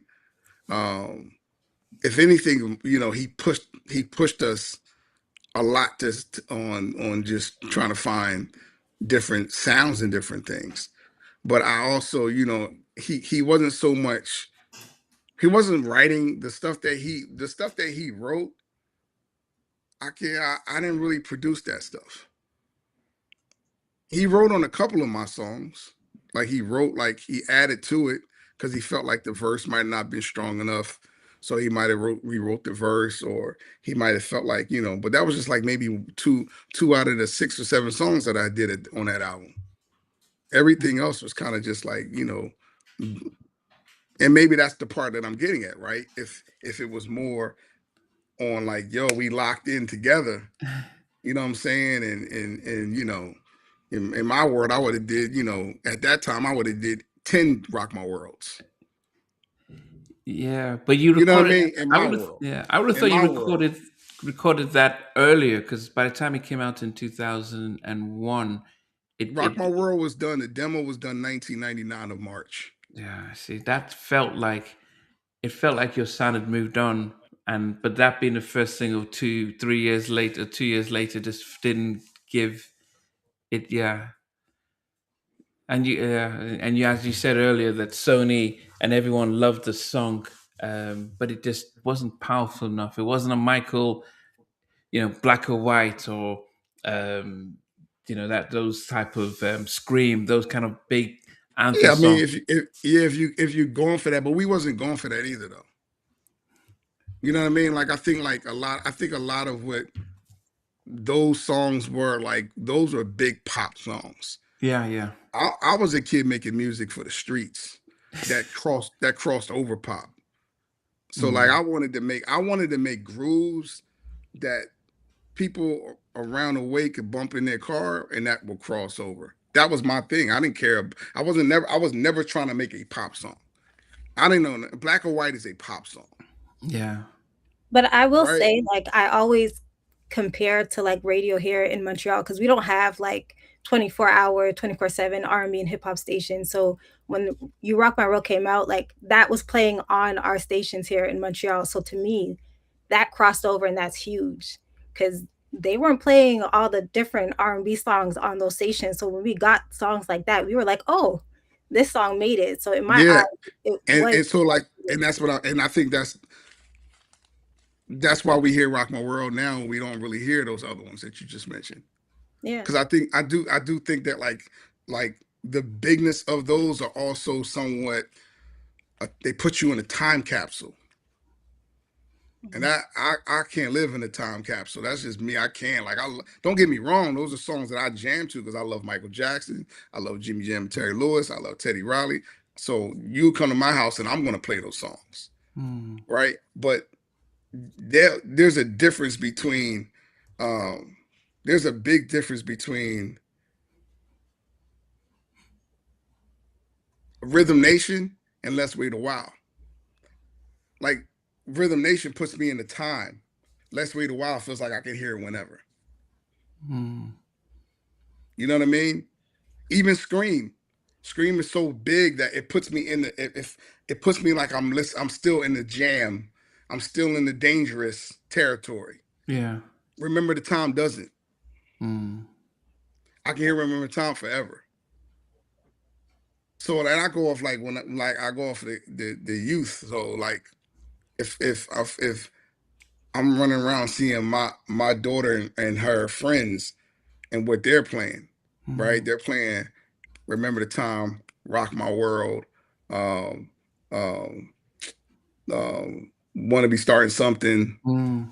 You know what I mean? A lot of the off the wall, right? Because that's just, to me, a lot of that is the stuff that you're gonna just keep hearing over and over again. Then when you get into the stuff where Michael like to take things and like, let's do this and let's make the glass break and let's do all of that. That's sonically really unique and cool, right? And it creates a shock factor to the ear when you first hear it. But I can't tell you that that's the thing that's gonna like longevity wise, it's gonna be like, 20 years from now, you're gonna be still wanting to hear that. Yeah. You're always gonna go, your ears are always gonna go back to just wanting to hear a great song. Ballads, though, you guys didn't. You didn't really want to do like. I mean, Nah, I had a killer ballad for him called Destiny. I had a killer ballad for him called Destiny, and we didn't do it. We didn't do any ballad. He didn't want any ballads. Like it was like, he was just like, in that particular time, it was, yeah, it was just like, I want to dance. I want to make people dance. Everything was about that. wow. Yeah. I mean, because people love the butterflies and Heaven Can Wait, which were on the albums. But I was wondering why you didn't do something like When We Touch or something like that, something like kind of I would have track loved, for. I would have loved to. Yeah, he didn't want that. Yeah. I would have Oh, loved to. I mean, I worked on Break of Dawn. I did work on that one. He yeah. gave me the bare bones of that and told me to finish it. So I did finish that one. But other than that, I think like once he had Butterflies, Break of Dawn, Heaven Can't Wait, it was like that was it. Like he didn't really want to have. I think he had maybe one other song, like Whatever Happens or something. That was kind of it. Everything else was kind of like up tempo. I don't know if you heard when Brandy recently came out and said that When You Touch, um, that she sang it, you had her singing it in a key that wasn't right for her, and so that's why she doesn't really That prefer. don't listen to that. Okay. Don't And I listen was to that. surprised Hey, because she listen. said, Hey, don't listen to it. Listen. I'm a producer, right? So my job is always going to be to push the artist to where they can't even think they can go. And if that's the case, then why is that one of everybody's favorite songs? I must have did something. I must have did something right, by doing it in that key, right? Because I think, and I don't think the world hears it like that. I think maybe she hears as she gets older. I can't hit those notes the way I used to hit them when I was okay, younger. yeah. But in that time frame, she used to always say, You got me singing too high." I'm like, you gotta push. You gotta push, like you gotta push. Like that's part of the process. Like, I don't want everything to just be here. I Mm. want things to go here. I want you to push for that. You know, and I think, when I look back, when I listen to it, I know I was right. I don't think I know I was right when I listen to that song. Oh, so is it harder for her to sing it now like that? And so that's the reason why she's not singing it, I because think I think it's all in your head. I think it's who pushes you, who doesn't. We all have the mentality of just get up and do what we do. Sometimes, like, it's like a person can wake up in the morning and say, I can only do 50 push-ups. But if someone's standing over top and say, no, give me 50 more, they'll get mm, to 100. You know what I mean? So I think a lot of times, like even with artists, it's like, if you content with just singing in this particular key and no one's there to, nah, you can hit that. Stop acting like you can't hit that note. If you hit it, then you can go beyond what you did when you were that age. yeah. If you have someone telling you that and reassuring you that you can do it, you'll do it. But if Mm. you live life in a place of, I got this. I'm just gonna, be content in this one and tell your band to bring the key down 2 steps because I can't hit it no more. You're not gonna push for it. You're not gonna Yeah. push for it. Lorena, being out in Canada, if you had your top five the Dark Child songs, what Oh would no. This Put isn't her a on the spot So this there. isn't a You dark put her hard. on the this isn't a spot. dark child chat. This is a Blackstreet. I Yeah, just came on because I appreciate you guys, and it just so happened y'all were on, and I jumped on, and Blackstreet is, I was around that time, so I kind of feel like, yeah, I can add a little bit of input, a Yeah. little bit of song. Yeah, but you didn't get to do any of the remixes or get involved in at that time. Nah, I wasn't on the team yet. I was still in the intern type of position. I wasn't, not yet, not yet, Yeah, but it wasn't not yet. so. Yeah, as I said, the Men of Vision was. I guess that was right after it. So that's Yeah, when you got your chops and stuff. yeah, that's when he got me. That's when I got my call or whatever. Yeah, my goodness. So this is Songwriter Hall of Fame. We're still waiting for the Hollywood star and everything. Is that what? I know you started Aliens. Is your gospel? Well, I don't know if you're narrowing it down to gospel, but your label. Anything else that we should look out for 2026 and beyond? Now I'm really locked in on aliens. That's kind of my thing. 24/7. Really just focus on that.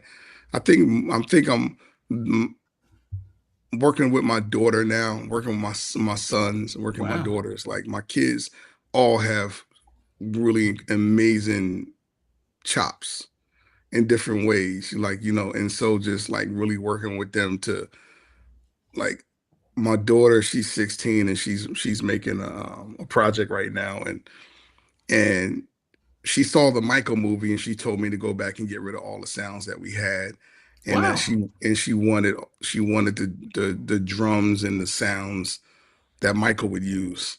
What? So we started getting into Lin drums and some of those original Wow. NPC and Lin drum samples from back in the day, and so yeah, so we've been on that vibe, and then my little 11-year-old, I think he's about to shock the world.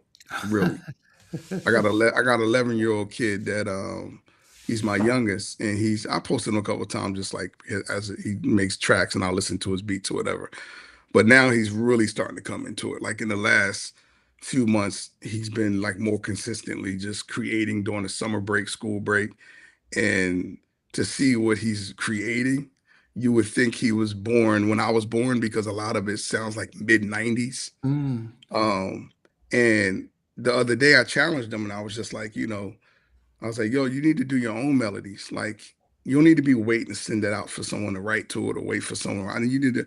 And then next thing you know, it's like I'm hearing like 2 o'clock in the morning upstairs. I'm hearing this voice singing and singing and singing. And I didn't go up there to bother him, just let him go. And after like a few days, he said, Dad, come up. I need to play it for you. Come up. And he's like got all these melodies laid down on like 10 different tracks. And I was just like, wait a minute. And me and my wife were just talking about it. It's just like, what year was he really born in? Because it's like, I'm not, some of it sounds like it was supposed to be like in the Bobby Brown Roney era, or Can We Talk Tevin Campbell era, like some of the stuff, but a little bit more swagged out because he's young, right? So when I'm listening to him, I'm just like, how did you hear that not Wow. knowing that? Like, you know Wow. what I mean? Like there's no template for him. He's not listening to that. I don't have him in a room studying those sounds or those colors or those chords or any of that. I don't have him doing that. This is pure off of like this him just creating. He's not even allowed to be on the internet. So he doesn't have Wi-Fi on his computer. Wow. So it's literally him just creating. And so when I'm hearing what he's doing, I'm just like a little blown away because I'm like, whoa, he's like doing that at a much faster rate than I was doing it. Like he's figuring out a way faster. And then the melodic part. So today he said to me, I told him, I said, when's your birthday? He said, September. It's September, mid-September. I said, so you need to have a single come out on yourself. You need to put something out on yourself. You need to go and write some lyrics on you and do it yourself. I said, don't wait for everybody else. Do it yourself. I was like, he's like, all right, bet that, bet. so, so, just trying to encourage them, you know what I mean, to go with their gifts. I see it in them. All my kids are super talented. I see it in them. So now just like, yo, go do your thing, and I'll help guide you a little bit and help get you there. But don't ever feel like you have to, compete over here. You're going to be better than your daddy. Just go. Wow. You're Yeah. older into the more production. Yeah, he's stepping into production as well. Yeah, and then my youngest daughter, she's a violinist. So the funny thing is that she jumps in and collabs a lot with the other ones. Yeah, so they just it's a really cool. We've been talking about like even creating our own like content channel, like family content, Mm. because like our house is, as you can imagine, it's like music all over the place. Like it's a lot. Is it not safer for your kids now compared to when you got into the industry at that young age? Is it safer for them? I mean, it's safer for me to keep them from the wickedness of the industry, right? It's safer that they got a dad who cares and a dad who's seen everything, and it's like you know I'm going to teach them how to be entrepreneurs and teach them how to own everything themselves and how to do things themselves. So that's the safe part, that no one's going to be able to just come in and be like, hey, I'm like, you're not going to out talk my kids. I mean, they've been around it to know. And they're very quick to learn, right? They want to learn, so that's the beauty in it all. And I say this because I would wonder if this was back in the 90s where the labels controlled the outlet, would you be less hesitant with them getting into the industry at back then compared to now where you have control of what you put out and videos are cheaper out, streaming and all that compared to back then when you had to go for a label to get anything out and they had to have a say. Yeah, that's the thing about it. I think, like, back in the day, it was like the labels controlled a lot of what they wanted the artist to be, or what they wanted the producers to be. Like, think how many producers were like had a vision or style or whatever, and then they got with a certain label, and then the label kind of like moved them into their thing. You know what I'm saying? Mm. Like, you know what I mean? Like, Corey Rooney was doing Mary J. Blige, Real Love. Yeah. Then once he did the deal with Sony, he was doing like Latin music. He's doing Mark Anthony. Oh, seriously though, Yeah. It's you know true. what I mean? Like that. Corey Rooney was hip hop. He was boom bap hip hop R&B. Yeah, I did all the Fought MC. Yeah, yeah. And then he got, I'm sure they paid him well, which is good for him and his family. But they also steered him. I bet you he'll tell you, yeah, they had me doing a lot of stuff that I wasn't really doing before. Mm. You know what I mean? And I think nowadays, now we in the independent sphere. You know what I mean? Where it's like that will never happen with my kids. Like, whatever if my daughter wants to make classical music, she's gonna make classical music. Whatever they want to create, I'm gonna be behind them 100%.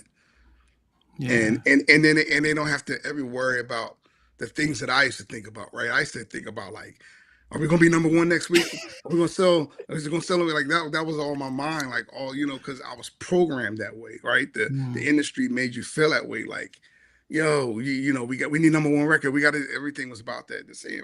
They don't care about that with them. I just want them to create and have fun and love what they're creating. And they're not going to be online looking at comments. They don't have to. Mm. Just create, put it out. Create, put it out. Create, put it out.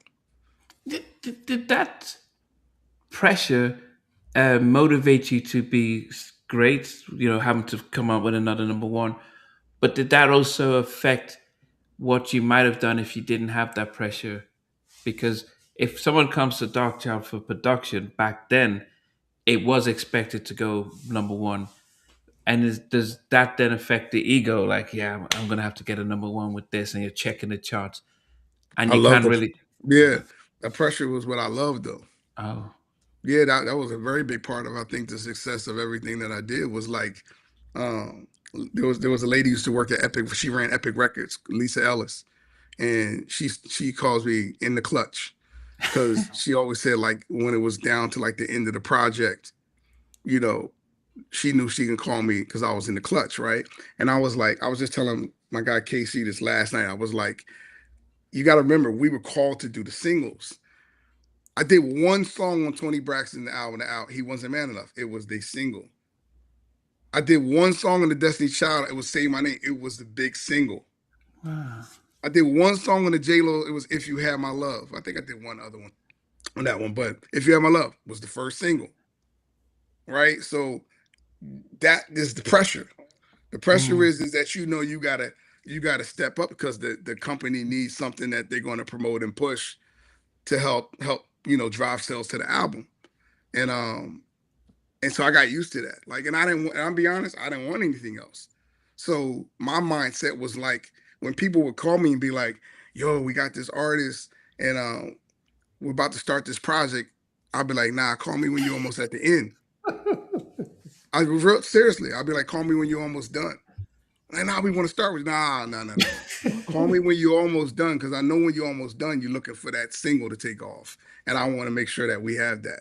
And that helps with the branding of everything, right? Because if it's not a single, and if I'm not saying Dark Child or they're not saying Dark Child, you don't even know who I am. So I was branding the whole time around the singles that we're releasing. But then you had competition with Timbaland and the Neptunes, and I didn't have any competition. My competition was with me. I wasn't thinking about nobody else. I actually like listening to them. So I wasn't. I mean, most people looked at it a little. I guess some people look at it differently. You know, if you look at it from like, yeah, you're competing if you're competing, maybe some people look at it that way. But I wasn't an artist, so I didn't feel like I was competing with them. Like, because I feel like them as producers, they can go in the studio and make records for themselves and put out music on themselves because they were artists. Me, I was just working on whoever I could work on, and I always felt I was always, a level ahead because I felt like, oh, I'm working with Whitney and Michael, so you couldn't really tell me nothing. It was like, if you got to Whitney or Michael, you can't tell me nothing. Like, you can't tell Teddy nothing. You can't tell Quincy nothing. You can't tell Babyface. Like, that's how I looked at it. Like, when you're thinking about the pinnacle artists to get to, you know what I mean? Like, and so not everybody got that call. You know what I mean? Like, that call was to get a call from Michael Jackson is very, like, special. As you can see right now with this movie doing what it's doing. Yeah. If it was on Michael's radar, it must have been something, Well, Sony just announced that its record sales based on the two biggest song albums were Thriller and Bad. So they accounted for more than 20% of their entire revenue for this year, for last year, since the movies come out. That shows you that power. But you never felt rivalry with Pharrell and Chad and Timbaland. No, we were all. You guys grew up were part of the Teddy camp. Pharrell and I were it's funny because Pharrell and I were probably pretty cool. Like, we knew each other, we were cool. In fact, Pharrell gave me music to play for Michael, so we were cool. Timbaland, we're cool now. Like, that's what's really crazy. Like, we have a great relationship now. Like, we working on the same project together right now. And so, like, he'd be like, yeah, I might want to do you might need to do the drums like this. I'm like, you do the drums then. You know what I mean? Like, we just cool like that. Like, now, you know what I mean? Back then, it was just like, I feel like the competition was more with the artists, and everybody made it. So it's like, if Timbaland was working with Ali and I'm working with Brandy, then naturally you would make that competitive. Okay. You know what I'm saying? But when I saw the Boys Mind at #1 for like 13 weeks, I wasn't thinking about nobody. I'm trying to tell you, I was in my own. I thought about what I was doing. I wasn't thinking about what everybody else is doing. I'm like, let them compete. I'm gonna just keep stay focused and locked in. Stevie. Yeah, there's a lot of people watching tonight, hardcore R&B collectors from the 90s. When I watch interviews with like producers like yourself, Teddy Riley, Jam and Lewis, they always get asked about the same artist, the big artist who they work with. Would it be possible? I mean, not now. One day, do a podcast where we can just talk about all the other artists that didn't blow up, or the past stuff you did before. I'd love to, the real hardcore, like MQ3, those are called. Hey, I call those the warm ups. There's loads of them. There's Rona, Rona, all that stuff he did. I'd love to. I love that you're so educated and know all that stuff, but I call all that the warm up. nobody's coming into a basketball game dropping 50 and they ain't warm up. Yeah, we just want to put, just for historical reasons, about artists like, they don't get taught. J Quest, Veronica, MQ3. Yeah, I've got one here. What's she called here? This girl here. K-Ball. I'm sure you did something on that as well. It's long, stuff like that. It's just long forgotten. Just the pod specifically, because we've heard a million things about Michael Jackson in interviews with Teddy Riley. It's the same questions over and over. Could we just for historical reasons, just get a podcast about all that stuff he did in the 90s? Yeah. I mean, honestly, that just one off. It'd be, and I know there'd be loads in here viewers who just want to know all that stuff. Well, I remember Third Story. Sometimes it's crazy, man, Steve, because the algorithm will take me like to songs that I did that I had forgot that I did. Like when you mentioned some of those, sometimes a YouTube algorithm will just make those songs pop up, and I'll save them, and I got like a playlist that I save because I'm like, I forgot about that. I forgot about Lauren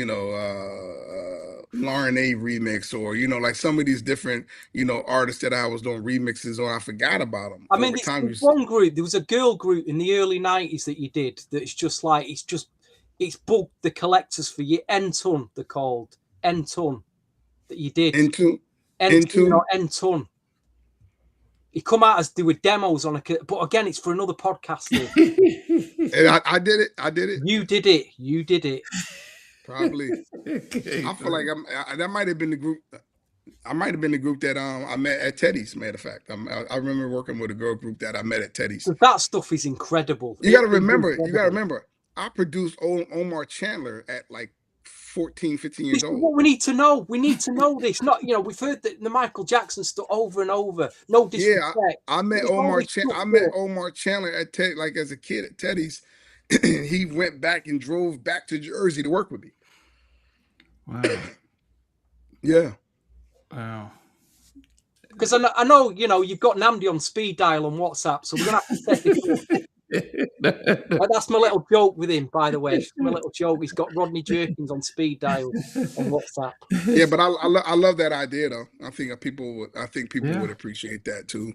Sometimes it's good to deep dive on things that people don't really know. Totally. Yeah, I mean, there's an album that I loved, Phase 2. I told you, Winans Phase 2. Yeah, I have an Afrobeat, a Christian Afrobeat version of that coming out. And like we sampled ourselves pretty much. There's an artist called Ryan Ofe, who he's a Nigerian artist over here, and Christian artist, and he wanted to sample that and make a new. So that's coming out, I think, in like 2 weeks. Oh wow! We sample Simi. Okay.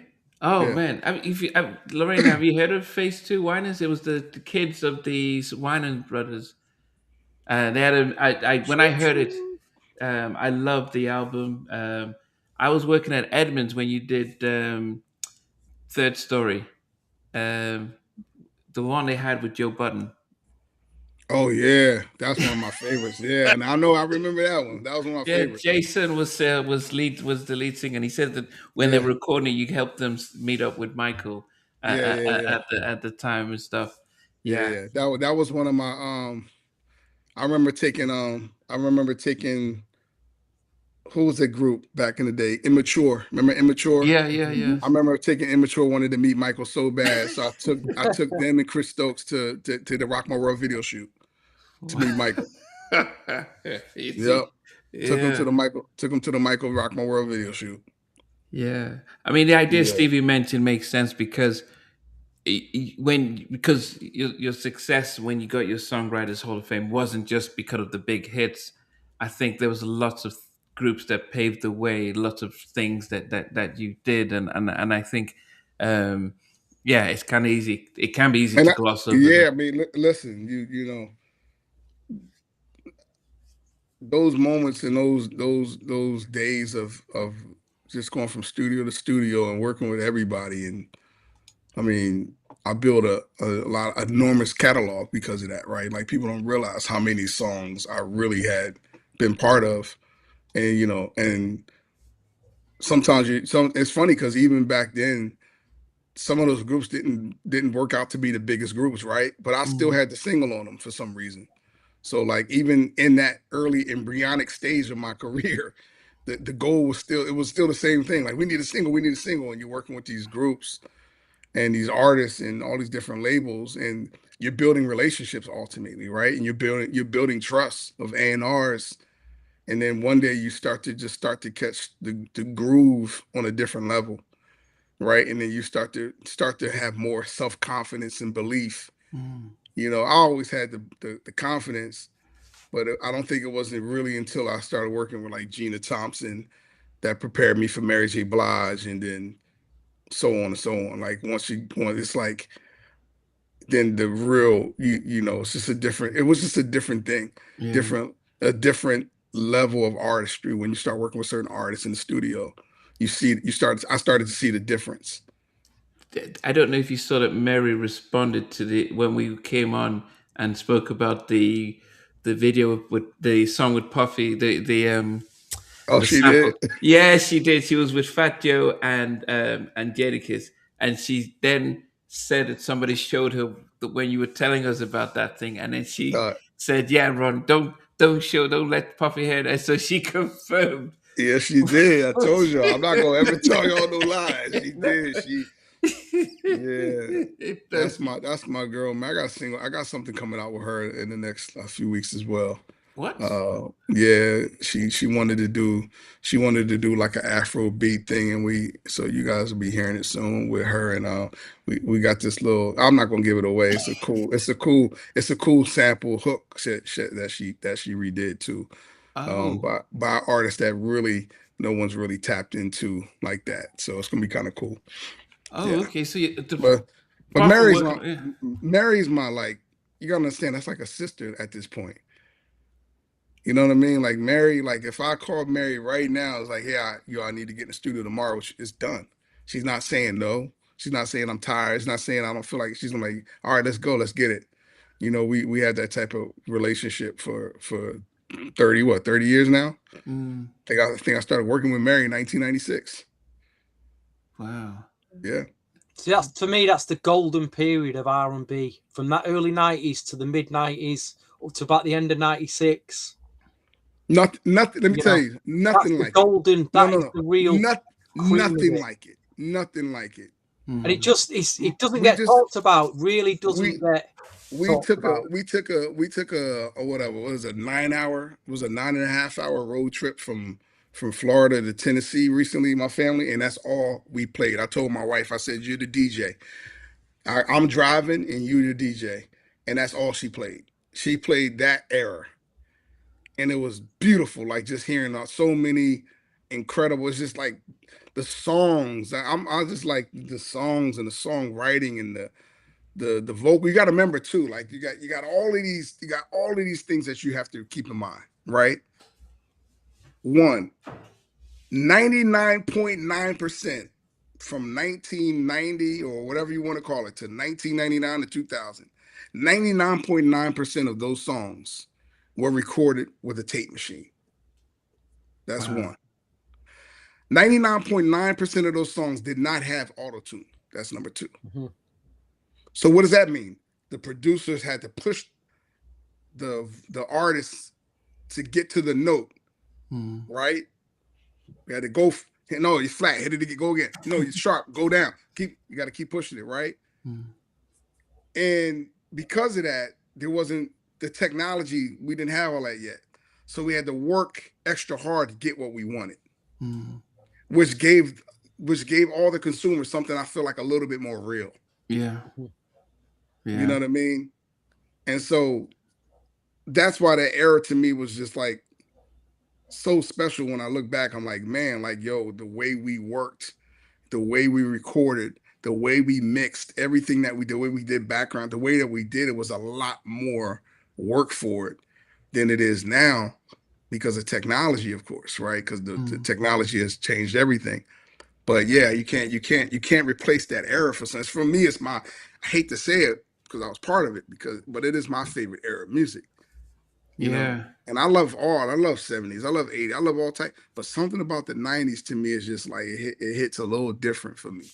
Yeah. I remember It really, um, Showshock from Showshock and Colin when he did Heartbreak Hotel with Whitney.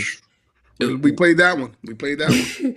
Whitney wasn't in the best space and she didn't want to finish the song. And he said, unfortunately, they needed, there wasn't, it's not now. He said he could have just done other tunes and stuff, but he needed her to be on pitch and it was, but they had to get it right. And it was hard work and it stays back with the 90s. And I think that's why we consumers appreciated the music because it didn't feel fake. It didn't feel, it felt real. You know, we had lots of church going R&B singers and we were That was getting, another. Oh, that was the biggest part. And I think I mentioned this on your show before, right? It was like you got to remember, like most R&B singers came from the church. Most producers were somehow tied to the church. So you had a lot of that gospel influence into the music. A lot of the chords, progressions, and the changes. A lot of bridges. That's just stuff that we did naturally in church. mm, That wasn't like this. You just did it. You just play in church and you're playing these chord progressions and you're moving around, and then you translate that to a record. I mean, you rarely hear a song with a bridge with it now. I think the closest thing that we've been getting probably in the last 20 years is that Kalani record Folded. That might be the closest thing we've seen to a real R&B record, like real R&B. Like we just don't hear it like that anymore. Like people don't even hear it like that anymore. yeah. Were you involved in New Kids on the Block Face the Music? I don't know. What's up? What album was that? That was the one Teddy did? Yeah. No, no, Okay. no. Okay. That came out in '94. I thought you did a remix with them and not. You Okay. say your daughter's doing an Afro Beats record. Say that again. Your daughter's doing an Afro Beats record. No, Who so is? Mary J's No. doing it, Mary. not his daughter, Mary J. Blige. Mary. All right, so I'm not Mary. doing Yeah, that. yeah. It's got an Afrobeat feel for sure. All right. Oh wait a minute, because you Yeah. had Burna Boy sample two of your tracks. So Yeah. Yeah. how are you? Are you doing the Afrobeat type production, or you're working alongside someone from Nigeria who's the Afrobeat, or you're recreating, you're producing in an Afrobeat? Yeah. Yeah. Like usually without like in anything like that, I'll start it. And then I have my guy in Nigeria, E Series. I don't think he worked on this particular song of Mary. He worked on another song.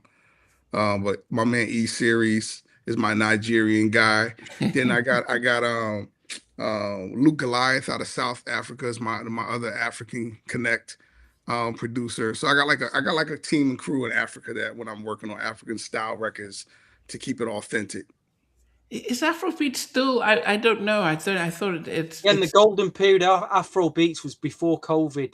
That period again, Oh yeah, for about yeah, 3 or 4, the production, everything, the artist yeah, yeah, was yeah. incredible. I mean, I I've agree. just got an idea now. Mary J. Blige doing Afro Beats. I'm thinking the remix with Ava Star on it already. You That need, would be great. you need That to would be you need great. to reach out to Don Jazzy at That Maven would be Records. great. That would be great.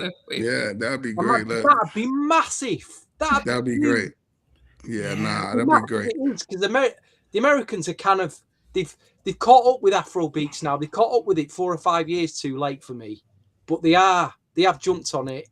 But get hold of Star, Mary Jane Aris would be huge. That would be you. That is a good idea, actually. If it happens this week, if it happens because you said it,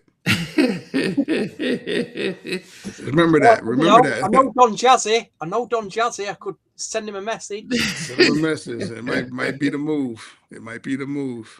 Yeah. Has the album? But is it about? Is it an official album or is it just a No, single? no, I don't think Mary's making an album. I think she's just putting out songs as she goes, as she creates. But how come it took so long for you guys to reconnect? I don't know, man. It's just the way it is, Like, it's interesting. Like I said, like when I think about how like Timberland and I are working on a project, kind of like he's producing some songs, I'm producing some songs, the same with the new artist that we're excited about. And I think about like how like it just happens. All of these years, my relationship with Jimmy Jam is probably my favorite relationship. Wow. You know what I mean? Like, and it's not like something that wasn't what it was 20 years, 10 years ago. But now, right now, it's like he's checking up on me all the time, and I'm hitting him on. Like, it's just like it's beautiful, man. When you can, get older and start really talking to the people that really inspires you, Yeah. and you don't even realize that some of your favorite stuff is what their children love, right? Like Mm, that's the crazy part about it, right? yeah. When I'm introducing my daughter to Jimmy Jam, and she loves all the stuff that he did, and then he's telling me his kids love what I like. It's just I just can't, like, I'm like, wow, this is kind of crazy, like after all these years that these relationships start to brew later on, and it's really special. You both did stuff on Scissor's big album. Who, me, Jimmy Jam? Yeah, I know he Oh, did stuff on it, then, but I know you had yeah. that. I think the last time we had something together on an album probably would have been Share My World album, Mary, right? Because he was a big part of that too. Mm, He did Love Is All We Need, and yeah, yeah, yeah. yeah. That's still no competition and stuff. Like, I I would love, like, and that's me, like, as a producer, right? So that mm, I always have this like thing where I've always said, like, as a producer, I don't have to produce an album in order to feel like I can make executive produce an album, right? Like I can executive produce a Brandy album without having to touch a track, just knowing my ears know who would be best for what. And it's like how we never had a Jimmy Jam and Terry Lewis Brandy project or songs or whatever. Like it just makes sense sonically mm, with the way Jimmy's chords are and the harmonies that he does. Like it just makes, like, why that never happened doesn't make sense to me. yeah. The I think that we'll all remember that you, Timberland, and the Neptunes had different types of drumming. You're very distinctive in like if you think about it, Say Your Name or Whitney's It's Not Right. There's something about the pace of your production, and then if you hear Timberland stuff, it's very much in his drum programming, and then the Neptunes had theirs. Was it ever conscious to you to say, I know I think the Neptunes and Timberland could sometimes seem similar, but you were very distinctive. Do you ever think about, I need to make sure that I'm very recognizable in my drumming? Yeah, of course, but it was never the drums for me though. The drums was never. It was always that was always the afterthought for me. Like it was always the melody for me, and it was always like the harp sounds and the string sounds, and those were the things for me that I wanted to be known for. Because you got to remember, I started learning classical music at the age of 5 years old. Oh. So I was trying to incorporate what I was learning as a kid into what I was doing. The beats was just too easy. Like any at heart, I'm a hip hop kid. I listened to like Big Daddy Kane growing up, so it was easy for me to go any kind of way drum wise. But I never really, like, I think like where some people kind of like made that their thing. That wasn't really what my focus was. I wasn't trying to make that my thing. My thing was always like the chords and the musicality of it all. And maybe that's just because I could actually sit down on the piano and play. So Mm. because I could do that, it just naturally started there for me. You know what I mean? I'm a drummer too. I could play the drums a little bit too. Not great, but enough to get around, right? But R&B now needs a completely new set of drums, new sound. It's yeah, just the same sounds over and over again. The same. yeah. It's I mean, that I see high now. art I feel like now, like we're being sampled a lot now. Like I feel like because they're my running out of drum. ideas. Where's the producers coming out with a brand new set of sounds? Like you were just saying, Namdi, Timberlake. You all had your own sounds then. It's almost like their competition was there, but now I think like and okay. Let me speak to that. Like, and I think okay, this will speak to the competition of it all real quick. Mm. The competition of it was radio. So you got to remember, like, radio only played 11, what was it, like 11 songs on a cycle? It mhm. was like 11 songs and repeated. Those songs will repeat every day. And then maybe somebody else get into a slot the next week when a new, you know what I mean, bump Mhm. somebody off. But it was like that 11-song cycle. So You can talk you about imagine? payola. You talk about A-list and payola No, radio. no, no, no, no, no. Just imagine this for a second. Imagine Imagine being a producer and you have to do, you're working on singles. You have to literally get a slot, and that 11 song slot, where does that put you as a producer in the world? Put you right up there again if you can make that happen. If you're in that slot, you're no matter where you are, you're top 11 in the world, because everybody's gunning to be in that slot. If you're number one, you're number one at the time. If you're number five, you're number five. Wherever it is, you're gunning to be in that slot. And so nowadays, that don't exist no more. Everybody's just putting out songs to get on Spotify. There's hundreds of thousands of songs being released every week. New Music Friday, that wasn't what we were trying to get the slot at radio. Now you got people trying to get a New Music Friday slot. That's 100 songs. My daughter said this today. We're in the car driving, and she said she was in the back. We were going to church, and they had the TV on in the back, and they saw that It's Not Right, But It's Okay came out in '99. She was like, "Whoa!" She's like, "Dad," she said, "that came out the same year as what other song she mentioned of mine? Whatever song she mentioned mine." I'm like, "Yeah, because we trying to just outdo ourselves. We trying to beat ourselves now." And that's what I'm trying to explain to you. Like you're competing against you. You're like, how do I, if that's going to be done and over with, I got to follow with something else. You're not really thinking about those other people, right? They're going to come and they're going to do their thing. They're going to be number one, and then you're going to be number one, and it's just going to be this. But you're not thinking like that wasn't really on the brain as much as like, yo, man, we got to follow up. Like The Boy's Mind is number one, and we got to follow up with something else, and then something else comes out. Angel of Mine comes number one, and then this comes out, and then next thing you know, within a year, you have 5 number ones and essentially on the radio, right? And you're like, whoa, we controlled, 60% of 1999 or something. You know what I mean? Like, if you look at it from that standpoint, it's like that's what it's about. Nowadays, producers aren't gunning for that. The producers think they think they're hot just if they're on an album. Yo, I got a new joint on Drake's album. Okay.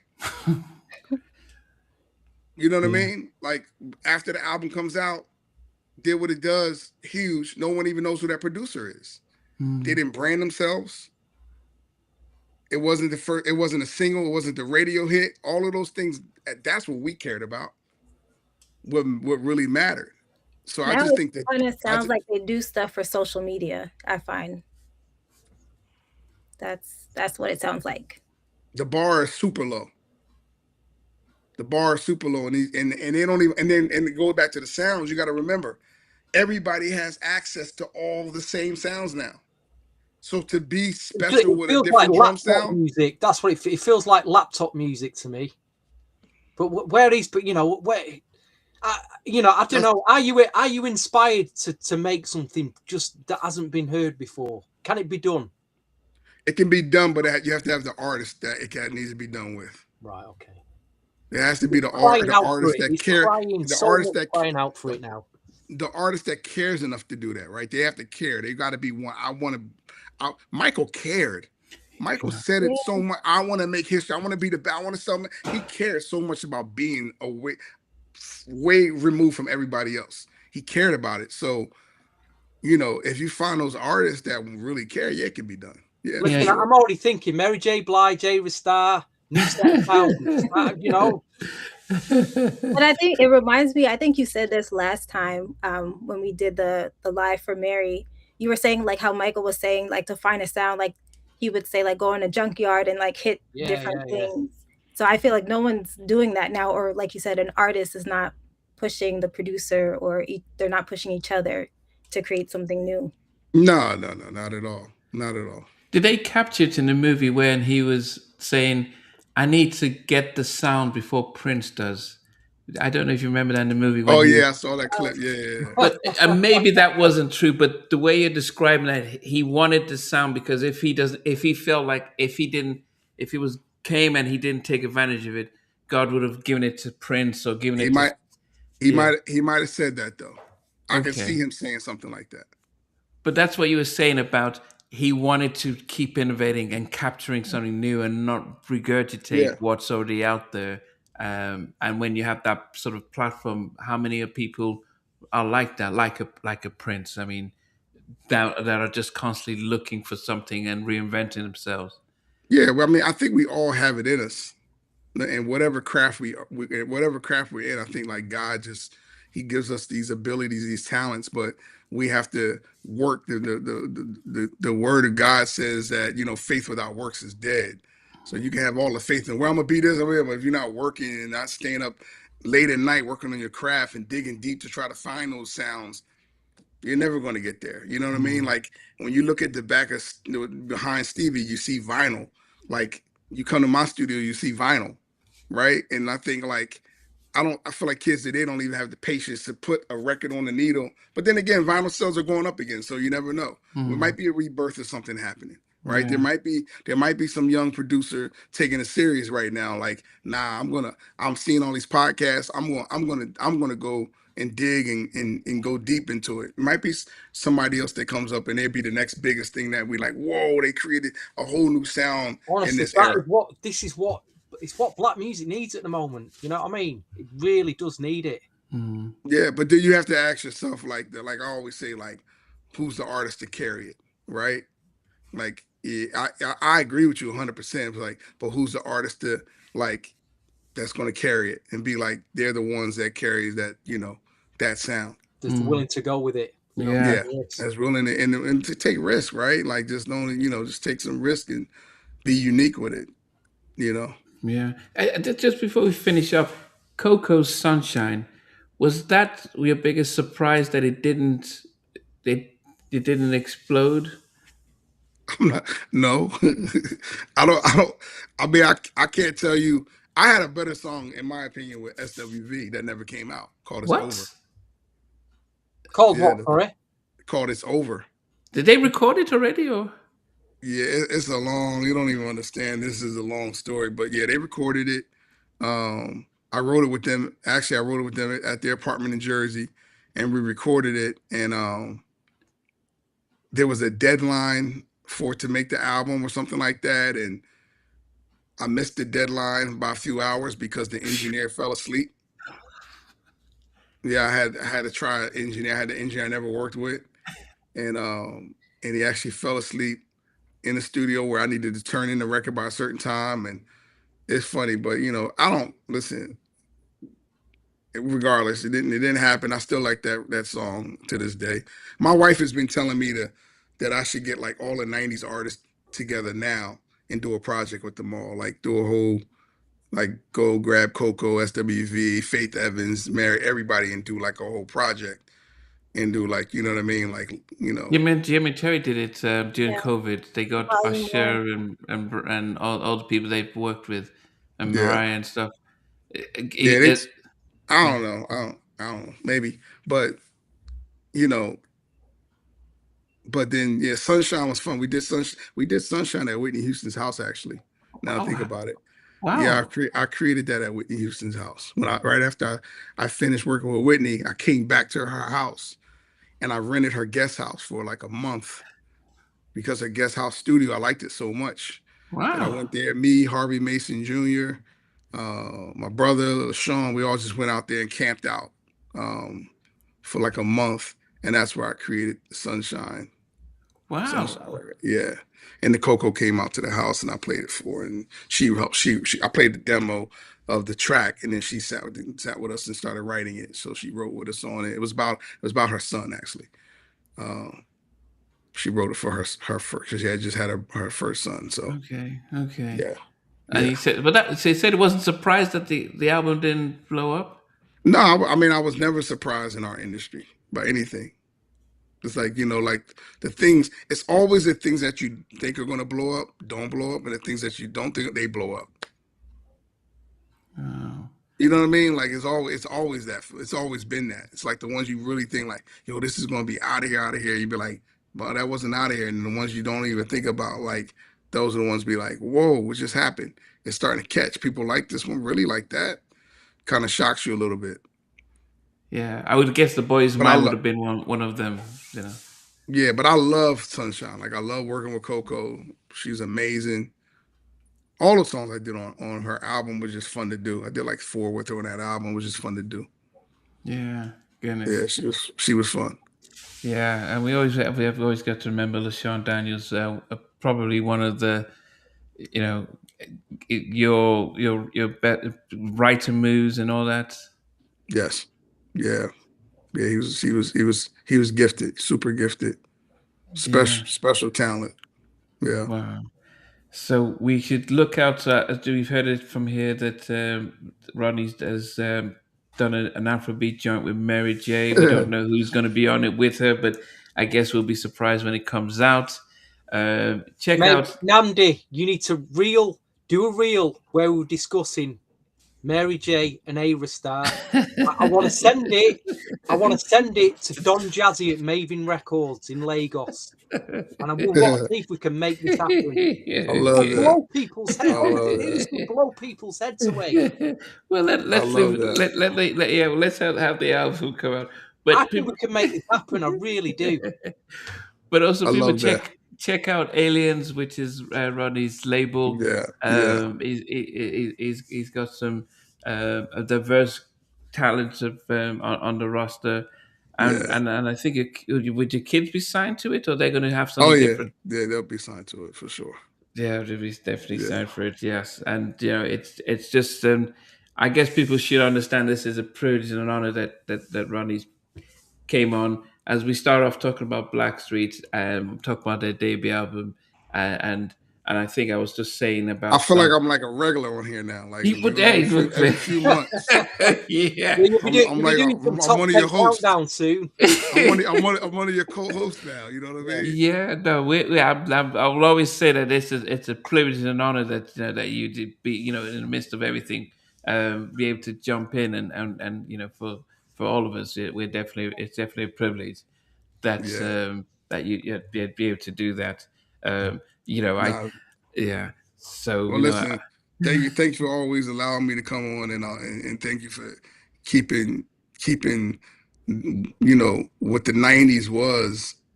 Keeping it alive and refreshing to people that may not have known. Right. Sometimes you just got to remind people or tell people so they can go back and do their research, and then they find out about, oh, whoa, this was actually kind of crazy. This is actually kind of cool. So I think you guys have done a good job of keeping people informed. Of the '90s and New Jack Swing and just all of that. And I think it's a blessing to that's why I jump on, because it's what I'm intrigued by. You know what I mean? I'd rather be talking about this stuff than any type of stuff. So Yeah. Well, Lorena was 7 when this Blackstreet album came out, so she didn't get to know it. So she had to listen to it to be part of it tonight. yeah, yeah, Fair yeah. play to her. Fair play. Well, Yeah. that's good. So it's like, I guess it's really refreshing to her to Yeah. see like the what it was. And it's crazy because even like like I said, you'll see like once my son has some stuff, I'll send it to you. You'll see what I'm talking about. You'd be like, it's kind of weird and strange that an 11-year-old could actually think to hear those key melody sounds and those drums and all those things that we just naturally use growing up in that era. He's using them now. It's just like Wow. really it's Wow. interesting. Yeah. I It's mean, interesting. yeah. And then the fact that you're just giving them this space, you're not there to say, okay, do it this way. You're not trying to make No, I them. think that's the thing is like my dad always told me just create, create. My dad told me create, create, create, create, create, create. Always said it to me, So I'm the same way with him. Just create. Don't worry about the result of it. The result will happen in time.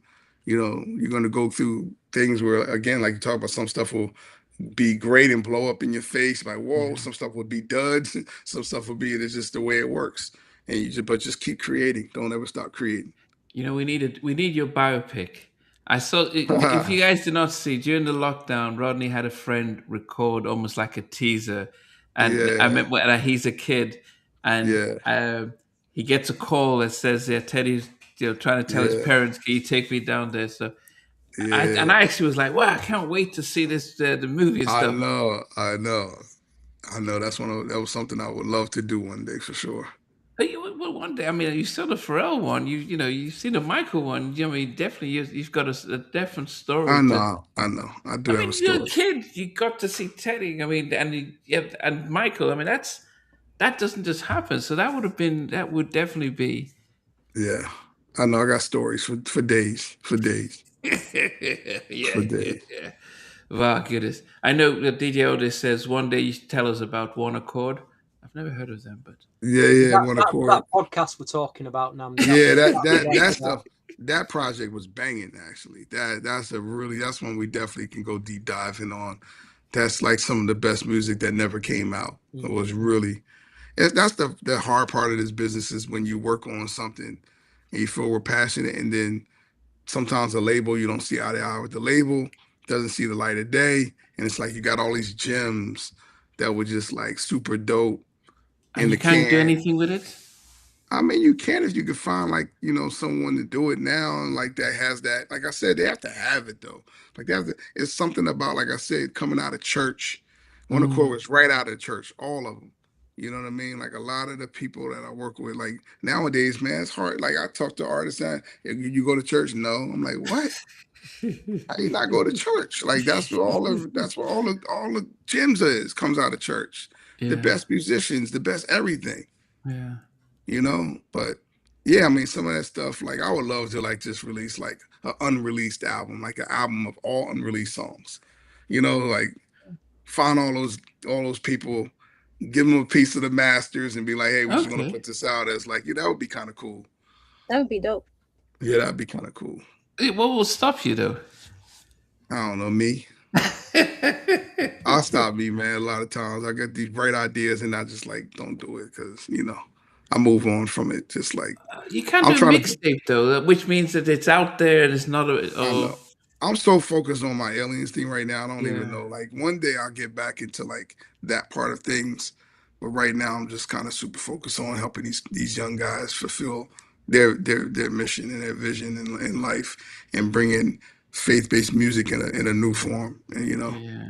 yeah. Man, I wish if anyone hasn't heard of Winans Phase 2, send Oh me. yeah. Oh goodness, Send me. man. I was just playing that, rocking it continuously. And I remember speaking Yeah. to Randy Jackson, who did American Idol, because I was at UCLA doing a music course, and I said, man, how come we can't get inspirational songs like that? And that, yeah, I know, that bro. I mean, that's what I love that, because that was definitely a thing. But we will try and get you um I do some. have I do have enough footage though that if I wanted to put together something, I could do it. I do have a lot of great footage throughout the years out that I'm really proud of, and maybe one day, who knows? Maybe one day we'll do a little something with it. Yes, I mean, this is a good idea. Craig Robinson as Rodney. Ah, that's the guy. I love that. That guy's funny, man. I love him. That guy's hilarious. I Yeah. like him. He's hilarious, man. He is funny. That guy is funny, boy. Yeah, yeah. Okay, this is the last one, just because Benson Okay. he says, "How many Michael Jackson complete track do you have for Invincible?" It's up to 25 that you didn't release. That were Oh, complete. for Invisible. Invincible. Is there a track? Is there an album called Invisible 25? I No, don't no, know. No, I think Invincible. for the Invincible. 25th anniversary, he's talking about. Oh, Oh, oh, oh, that's 25th. what he said. I don't think they're doing the 25th anniversary thing. I think the movie took over a whole different thing. I don't, but yeah, I got some stuff in the can for sure. Wow. When? Okay.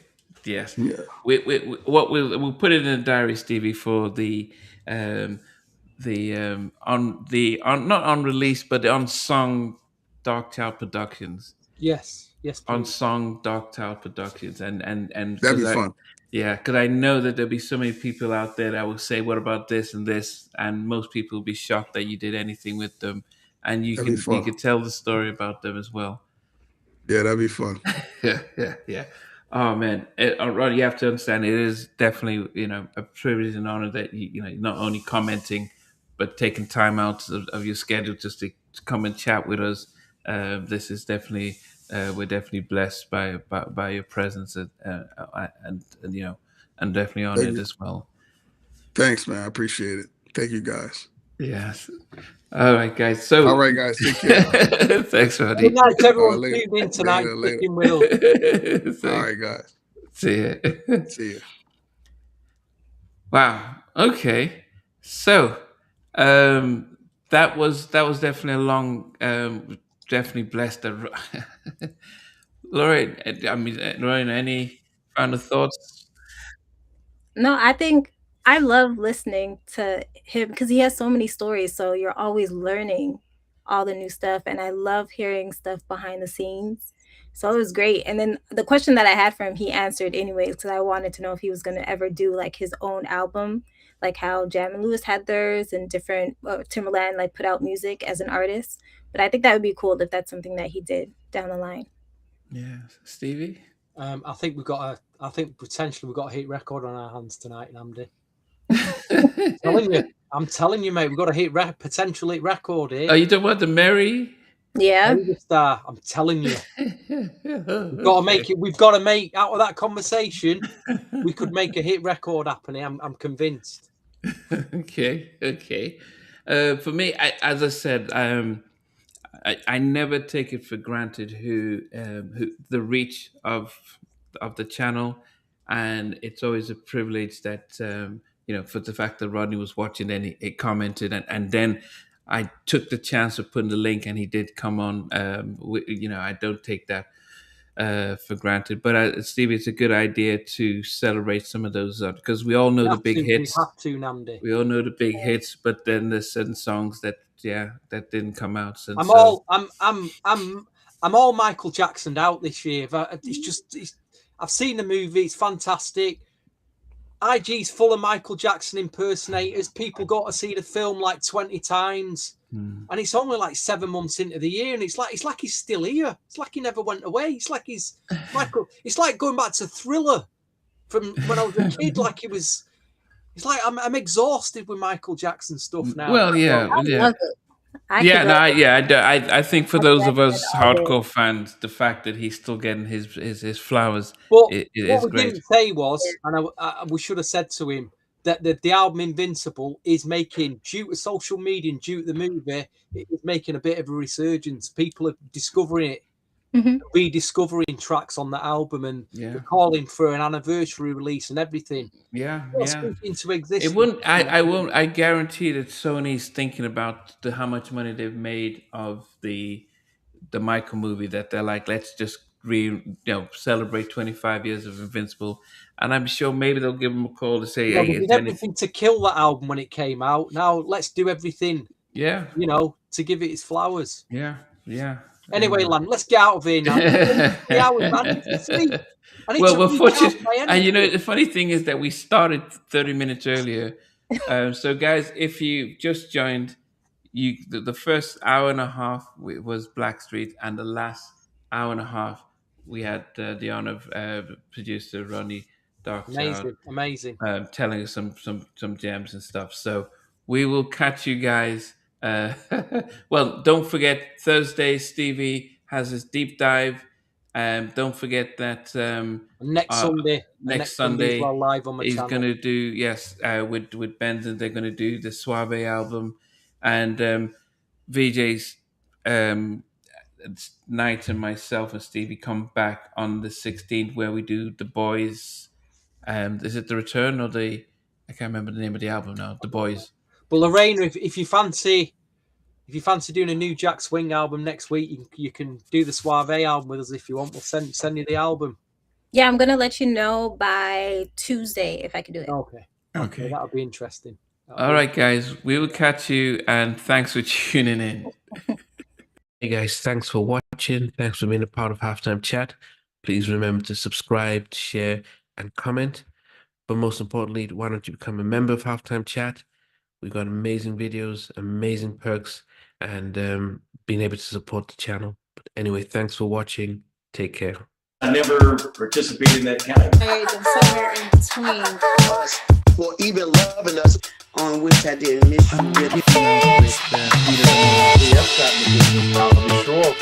What was it like growing up? She's still making an impact on 4 houses down. I have a couple of pieces. Trying to get this one and that one. That works for you, but just for me, No, okay. They don't understand what Joseph Boys winning all spirits. Play it.